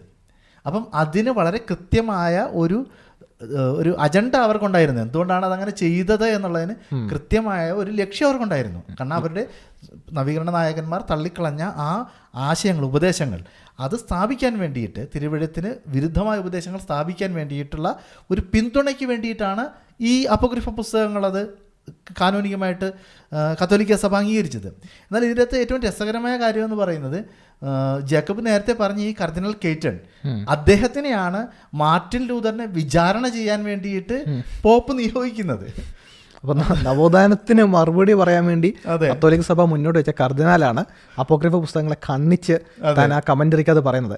ഇവിടെ ഈ കൗൺസിൽ ഓഫ് ട്രെൻഡ് ആ ഉപദേശങ്ങൾ സ്ഥാപിക്കാൻ വേണ്ടി പുസ്തകങ്ങൾ മുറിച്ചെടുത്തെന്ന് പറഞ്ഞപ്പോൾ എൻ്റെ മനസ്സിൽ പെട്ടെന്ന് ഓടി വന്നത് മാർസിയൻ ചെയ്ത അതേ പ്രവൃത്തിയാണ്. അതേ ഒരു ദുരാത്മാവാണ് അവിടെയും കാണുന്നത്. തൻ്റെ ദുരുപദേശങ്ങൾ സ്ഥാപിക്കാൻ വേണ്ടി മാർസിയനും പല ലേഖനങ്ങളും മുറിച്ചെടുത്ത് സ്ഥാപിക്കാൻ വേണ്ടി ഒരു പട്ടിക കൊണ്ടിരുന്നു. അതിനാണ് നമ്മൾ കൗൺസിൽ ഓഫ് ട്രെൻഡിൽ നമ്മൾ കാണുന്നത്. നമ്മൾ അഗസ്റ്റിൻ്റെ കാര്യം പറഞ്ഞു. അഗസ്റ്റിന് ഇപ്പം എബ്രായ ഭാഷയിലുള്ള തനിക്ക് അറിവില്ലായ്മ, അത് നമ്മൾ കുറ്റമായിട്ടല്ല പറഞ്ഞത്. പക്ഷേ നമ്മൾ ചരിത്രത്തിൽ കാണുമ്പോൾ എബ്രായ ഭാഷ അറിയാത്ത സഭാ തത്വചിന്തകന്മാർക്കും ദൈവശാസ്ത്രജ്ഞന്മാരും യഹൂദന്മാരെ കാനോൻ കൈക്കൊള്ളാതെ വരുന്നു, സെപ്റ്റുജനിലേക്ക് ചാഞ്ഞു പോകുന്ന ഒരു പ്രവണത കാണുന്നു. അതുപോലെ തന്നെ അഗസ്റ്റിൻ 3 എസ്ത്രാസ് കാനോനികമായിട്ട് കാണുന്നു. പക്ഷേ കൗൺസിൽ ഓഫ് ട്രെൻഡ് അതിനെ തള്ളിക്കളഞ്ഞു. അപ്പോൾ അതിനാൽ ട്രെൻഡ് അഗസ്റ്റിനെ തള്ളിക്കളയുന്നു. അങ്ങനെയുള്ള സംഭവങ്ങൾ, ഈനോക്കിനെ പറ്റിയുള്ള കാര്യങ്ങളൊക്കെ നമ്മൾ പറഞ്ഞു. ഈ അത്തനേഷ്യസും സിറിൽ ഓഫ് ജെറുസലേമും ഇവരും വളരെ പ്രഗത്ഭരായ പ്രശസ്തരായ ക്രൈസ്തവ നേതാക്കന്മാരാണ് ആ കാലഘട്ടത്തിലെ. അവർ അപ്പോക്രിഫ പുസ്തകങ്ങളെ പറ്റി പറഞ്ഞ പരാമർശങ്ങളൊന്ന് ഉദ്ധരിക്കാമോ? അതെ, നിശ്ചയമായിട്ട്. കാരണം അത്തനേഷ്യസ് വളരെ കൃത്യമായിട്ട് ഈ അപ്പോക്രിഫ പുസ്തകങ്ങളെ, ഈ നേരത്തെ നമ്മളിപ്പോൾ ജെറോമിൻ്റെ കാര്യത്തിൽ കണ്ടതുപോലെ തന്നെ വളരെ വ്യക്തമായിട്ട് അദ്ദേഹം തള്ളിക്കളഞ്ഞിരുന്നു എന്നുള്ളത് നമുക്ക് മനസ്സിലാക്കാനായിട്ട് സാധിക്കും. അപ്പം ഈ പുതിയ നിയമ പുസ്തകങ്ങളുടെ പട്ടികയെക്കുറിച്ച് അദ്ദേഹം പറയുന്ന ആ ഭാഗത്ത് തന്നെ അതിന് തൊട്ട് താഴേക്ക് വരുമ്പോൾ തന്നെ പഴയ നിയമ പുസ്തകങ്ങളെക്കുറിച്ചും പറയുന്നുണ്ട്. എന്നിട്ട് ആ പുസ്തകങ്ങളിൽ നമ്മുടെ ഉപദേശങ്ങളെല്ലാം അടങ്ങിയിരിക്കുന്നു എന്നുള്ളത് വളരെ വ്യക്തമായി പറയുന്നുണ്ട്. ഈ മറ്റ് അപ്പോക്രിഫ പുസ്തകങ്ങളെക്കുറിച്ച് പറയുന്നത് മറ്റൊരു രീതിയിലാണ് അദ്ദേഹം അതിനെ വിശദീകരിക്കുന്നത്. അത് ആ ഭാഗം ഒന്ന് വായിച്ചു കഴിഞ്ഞാൽ കുറച്ചും കൂടി നല്ലതായിരിക്കും. അദ്ദേഹം പറഞ്ഞത് that there are other books besides these not included in the canon but appointed by the fathers to be read. വായിക്കാൻ വേണ്ടി ജെറോം പറഞ്ഞ same point. The form of my brethren are included in the canon, the latter being merely read. Just വായിക്കാൻ വേണ്ടി മാത്രം പറയുന്നത്. ഇനി Cyril എന്താണ് പറയുന്നത്? സിറിൽ കുറച്ചും കൂടി സ്പഷ്ടമായിട്ട് എണ്ണം വെച്ച് തിട്ടപ്പെടുത്തിയാണ് പറയുന്നത്. സിറിൽ എന്താണ് അവിടെ പറയുന്നത്? Read the 22 books but have nothing to do with the apocryphal writings. ഇനിയിപ്പോൾ ഒരു സംശയം വേണ്ട, തിരിഞ്ഞു പോലെ പുസ്തകം നോക്കരുത് എന്ന രീതിയിലാണ് സിറിൽ അവിടെ പറയുന്നത്. എൻ്റെ കാറ്റഗറി ലെറ്റേഴ്സ് എൻ്റെ 4-33-36 ഭാഗങ്ങളിൽ അദ്ദേഹത്തിൻ്റെ നിലപാട് വളരെ വ്യക്തമായിട്ട് കാണാൻ സാധിക്കും. എന്ന് പറഞ്ഞു കഴിഞ്ഞാൽ നിങ്ങൾ ഈ 22 പുസ്തകങ്ങൾ, ആ 22 എന്ന് പറയുന്നത് നമ്മൾ നേരത്തെ കണ്ടു ജോസിഫസിൻ്റെ പട്ടികയിൽ അദ്ദേഹത്തിൻ്റെ ആ പ്രസ്താവനയിൽ കാണുന്ന 22 പുസ്തകങ്ങൾ, പിൽക്കാലത്ത് ബാബത്രയിൽ നമ്മൾ കാണുന്ന പുസ്തകങ്ങൾ, ആ പുസ്തകങ്ങൾ നിങ്ങൾ വായിക്കുക, ആധികാരികമായിട്ട് മനസ്സിലാക്കുക. ബാക്കി അപ്പോക്രിഫ പുസ്തകങ്ങളായിട്ട് നമുക്ക് യാതൊരു പച്ചമലയാളത്തിൽ പറഞ്ഞാൽ യാതൊരു സംബന്ധവും ഇല്ല എന്ന രീതിയിലാണ് അദ്ദേഹം എഴുതിയിരിക്കുന്നത്. വെറുതെ പറഞ്ഞാൽ ഇന്നത്തെ പ്രൊട്ടസ്റ്റന്റുകാരുടെ അപ്പോക്രിഫയോടുള്ള നിലപാട് നോക്കിയാൽ സിറിൽ ഓഫ് ജെറുസലേമിന്റെ നിലപാട് തന്നെയാണ്. അതായത് 1500 വന്ന മാർട്ടിൻ ലൂതർ നിലപാടിനേക്കാളും പിന്നീടും ചരിത്രത്തിലേക്ക് ഇറങ്ങി ചെല്ലുന്ന ഒരു നിലപാടാണ് നമുക്ക് പറയാൻ സാധിക്കും. അങ്ങനെ ചരിത്രത്തിൽ ഇറങ്ങി ചെല്ലുമ്പോൾ ഞാൻ എൻ്റെ പഠനത്തിൽ തന്നെ ശരിക്കും ഞെട്ടിപ്പിച്ചൊരു സംഭവമാണ്. റോമിലെ സഭ അധ്യക്ഷനായിരുന്ന, റോമിലെ സഭാധ്യക്ഷന്മാരെ എല്ലാവരെയും റോമൻ കത്തോലിക്ക സഭ പോപ്പായിട്ടാണ് ആണല്ലേ കാണുന്നത്. അങ്ങനെ അധ്യക്ഷനായിരുന്ന ഗ്രെഗറി ദ ഗ്രേറ്റ്, അദ്ദേഹം യോബിൻ്റെ പുസ്തകത്തെ പറ്റിയുള്ള കമൻറ്റിൽ പുസ്തകം 19 ചാപ്റ്റർ 34 അദ്ദേഹം ഈ അപ്പോക്രിഫയെ പറ്റി പറഞ്ഞത് ലൈസെറ്റ് നോൺ കാനോനിക്കസ് ഓൾദോ നോട്ട് കാനോനിക്കൽ എന്നാണ്. അദ്ദേഹവും ജെറോമും മറ്റുള്ളവരെല്ലാം പറഞ്ഞ പോലെ റോമൻ കത്തോലിക്ക സഭ പോപ്പായിട്ട് അംഗീകരിക്കുന്ന കാണുന്ന ഗ്രെഗറി ദ ഗ്രേറ്റും അപ്പോക്രിഫ പുസ്തകങ്ങളെ കാനോനികമായിട്ട് കൈക്കൊള്ളുന്നില്ല. അപ്പം Gregory the great, Augustine, Carthage ഇവരെല്ലാം കൗൺസിൽ ഓഫ് ട്രെൻഡ് പ്രകാരം സഭയിൽ നിന്ന് പുറത്താക്കപ്പെട്ട, ശപിക്കപ്പെട്ടവരായി മാറുന്ന ഒരു രംഗമാണ്. ഇനി വളരെ ഇൻട്രസ്റ്റിംഗ് ആയിട്ടുള്ള ഒന്നാണ് കർദിനാൾ സിമേനസ് അദ്ദേഹം ചെയ്യുന്നൊരു ബൈബിൾ വർക്കുണ്ട്. അത് പോളിഗ്ലോട്ട് ബിബ്ലിയ കംപ്ലൂറ്റൻസിസ്. അപ്പോൾ പേര് ഓർത്ത് വെച്ചിട്ടൊക്കെ പ്രത്യേകിച്ച് പ്രയോജനം ചിന്തിക്കും, പക്ഷേ വളരെ പ്രസക്തമായൊരു വർക്കാണ്. ഒന്ന് ഈ കാനോൻ്റെ കോണ്ടെക്സ്റ്റിലും മറ്റൊന്ന് ബൈബിളിൻ്റെ ചരിത്രത്തിനും പ്രസക്തമാണ്. കാരണം ഇന്ന് നമുക്കുള്ള പല ബൈബിളുണ്ട്, മലയാളവും ഇംഗ്ലീഷും ഒരേ പേജിൽ 2 ഭാഷയിലും 3 ഭാഷയിലും കിട്ടുന്ന ബൈബിൾ. ഈ കർദിനാൾ സിമേനസ് കൊണ്ടുവന്ന ഈ പോളിഗ്ലോട്ട് ബൈബിളാണ് ആദ്യമായിട്ട് 2 ഭാഷയിൽ ബൈബിൾ വായിക്കാൻ പറ്റുന്ന രീതിയിലുള്ള ഒരു പ്രസിദ്ധീകരണം താൻ കൊണ്ടുവരുന്നത്.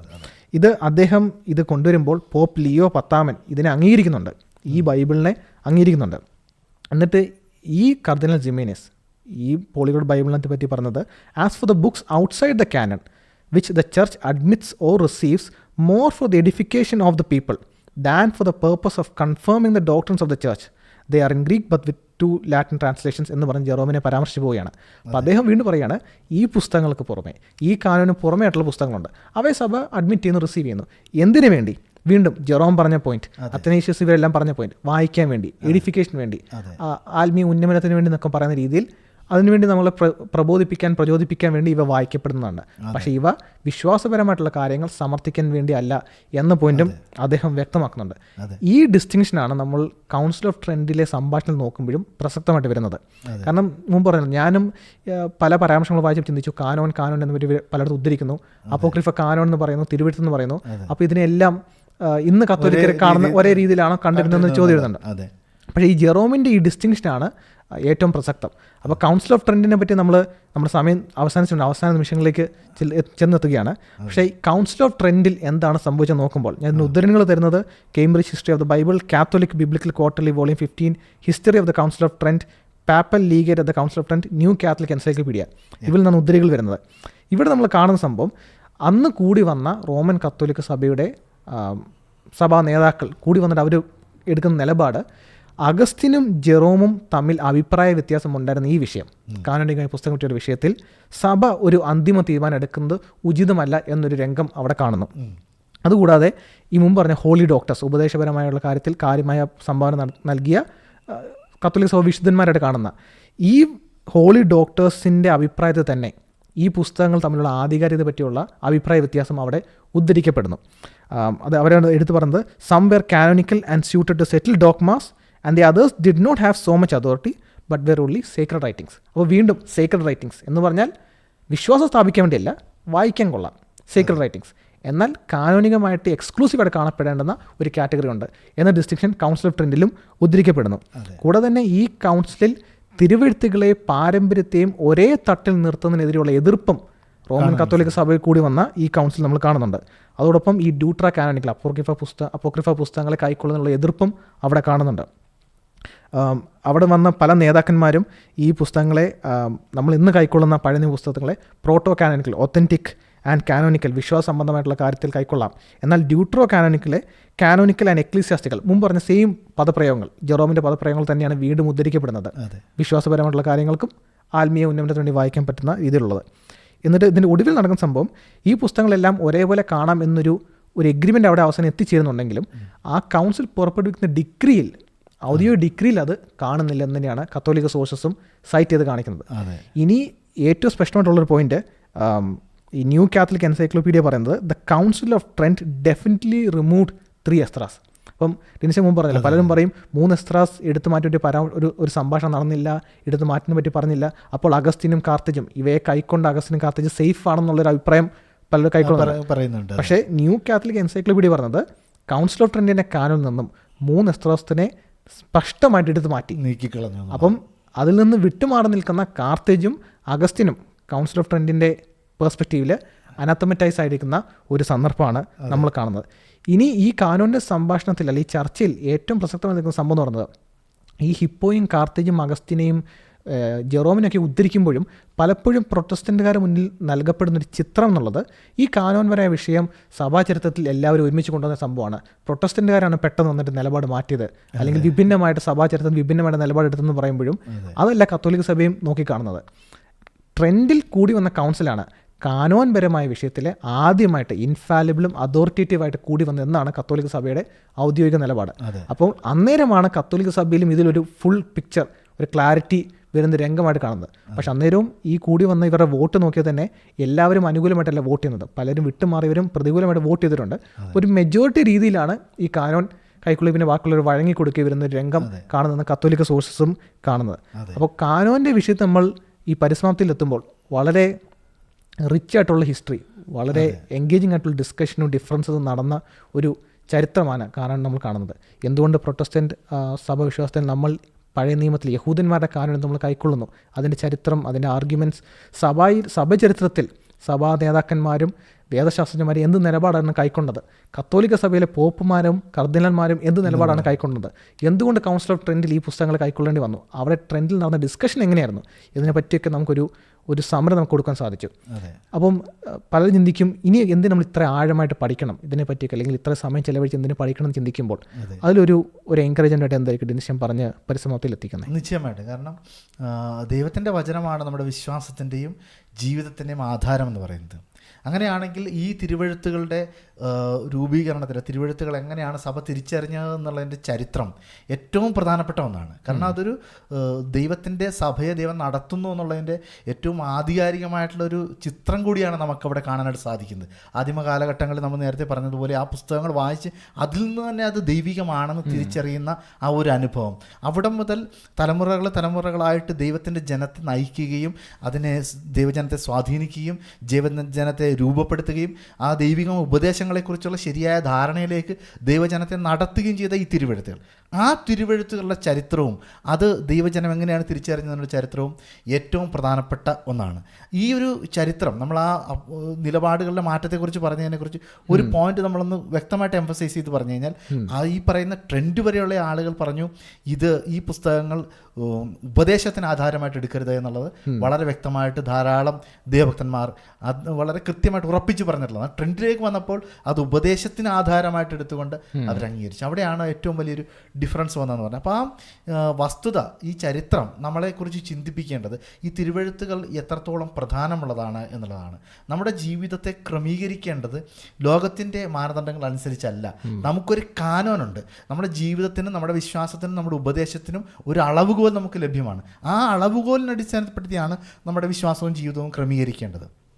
അവിടെയാണ് ഈ ബൈബിൾ കാനോനെ കുറിച്ചുള്ള പഠനത്തിന് ഏറ്റവും പ്രസക്തമാകുന്നത്. അപ്പോൾ ഇത്രയും കൃത്യമായ ഒരു ചരിത്രത്തിലൂടെ നമ്മുടെ കരങ്ങളിൽ ലഭിച്ച ഈ ഒരു ദൈവവചനം, ഈ തിരുവെഴുത്ത് ഏറ്റവും വളരെ ശ്രദ്ധാപൂർവം അതിനെ വായിക്കുകയും മനസ്സിലാക്കുകയും വ്യാഖ്യാനിക്കുകയും ചെയ്യുവാനുള്ള വലിയ ഉത്തരവാദിത്വവും നമുക്കുണ്ടെന്നുള്ളതിൻ്റെ ഒരു ചിത്രമാണ് ഈ കാനോനെക്കുറിച്ചുള്ള പഠനത്തിൽ നിന്ന് നമുക്ക് ബോധ്യമാകുന്നത്. കാരണം എത്രയോ വർഷങ്ങൾ, എത്രയോ നൂറ്റാണ്ടുകൾ, എത്രയോ ദൈവഭക്തന്മാർ ദൈവം തൻ്റെ ആത്മാവിനാൽ നിയന്ത്രിച്ച് നടത്തിയ നടത്തി, ആ ബോധ്യതകളിലേക്ക് നടത്തി. അങ്ങനെ ലഭിച്ച ഈ തിരുവെഴുത്തുകളെ ലാഘവത്തോടെ കൈകാര്യം ചെയ്യുവാൻ നമുക്കൊരിക്കലും സാധിക്കില്ല. ഏറ്റവും ഗൗരവത്തോടുകൂടെ അതിനെ പഠിക്കുകയും അതിനെ മനസ്സിലാക്കുകയും അതിനെ വ്യാഖ്യാനിക്കുകയും ചെയ്യേണ്ടത് ഏറ്റവും പ്രധാനപ്പെട്ട ഒരു കാര്യമാണ്. അങ്ങനെ നമ്മൾ മനസ്സിലാക്കുമ്പോൾ ആത്യന്തികമായിട്ട് ഈ തിരുവെഴുത്തുകൾ വെളിപ്പെടുത്തുന്ന അതിൻ്റെ കേന്ദ്രബിന്ദുവായിട്ടുള്ള ക്രിസ്തുവിങ്കിലേക്കുള്ളൊരു ചിന്തയിലേക്കാണ് തിരുവെഴുത്തുകൾ നമ്മളെ നയിക്കുന്നത്. കാരണം തിരുവെഴുത്തുകളുടെ സമഗ്രമായ വെളിപ്പാട്, അതിൻ്റെ സമ്പൂർണ്ണമായ വെളിപ്പാട് നാം നേരത്തെ എബ്രായലേഖനത്തിൽ നിന്ന് വായിച്ചതുപോലെ പിതാക്കന്മാർ മുഖാന്തരം സംസാരിച്ചിരുന്ന അന്ത്യകാലത്ത് പുത്രൻ മുഖാന്തരം ഏറ്റവും ആത്യന്തികമായ ദൈവിക വെളിപ്പാടുകൾ ദൈവം തൻ്റെ ജനത്തിന്, ഈ ലോകത്തിന് കൈമാറിയിരിക്കുകയാണ്. അപ്പോൾ ആ പുത്രനിലേക്ക്, ആ ക്രിസ്തുവിലേക്കാണ് തിരുവെഴുത്തുകൾ നമ്മെ നയിക്കേണ്ടത്. തിരുവെഴുത്തുകൾ നമ്മളെ ക്രിസ്തുവിലേക്ക് നയിക്കുമ്പോൾ ക്രിസ്തു മുഖാന്തരമുള്ള രക്ഷയും ആ ഉറപ്പും ആ ബോധ്യതയും ആ നവീകരണവും ജീവിതത്തിൽ നമുക്ക് പ്രാപിക്കുവാനായിട്ട് സാധിക്കണം.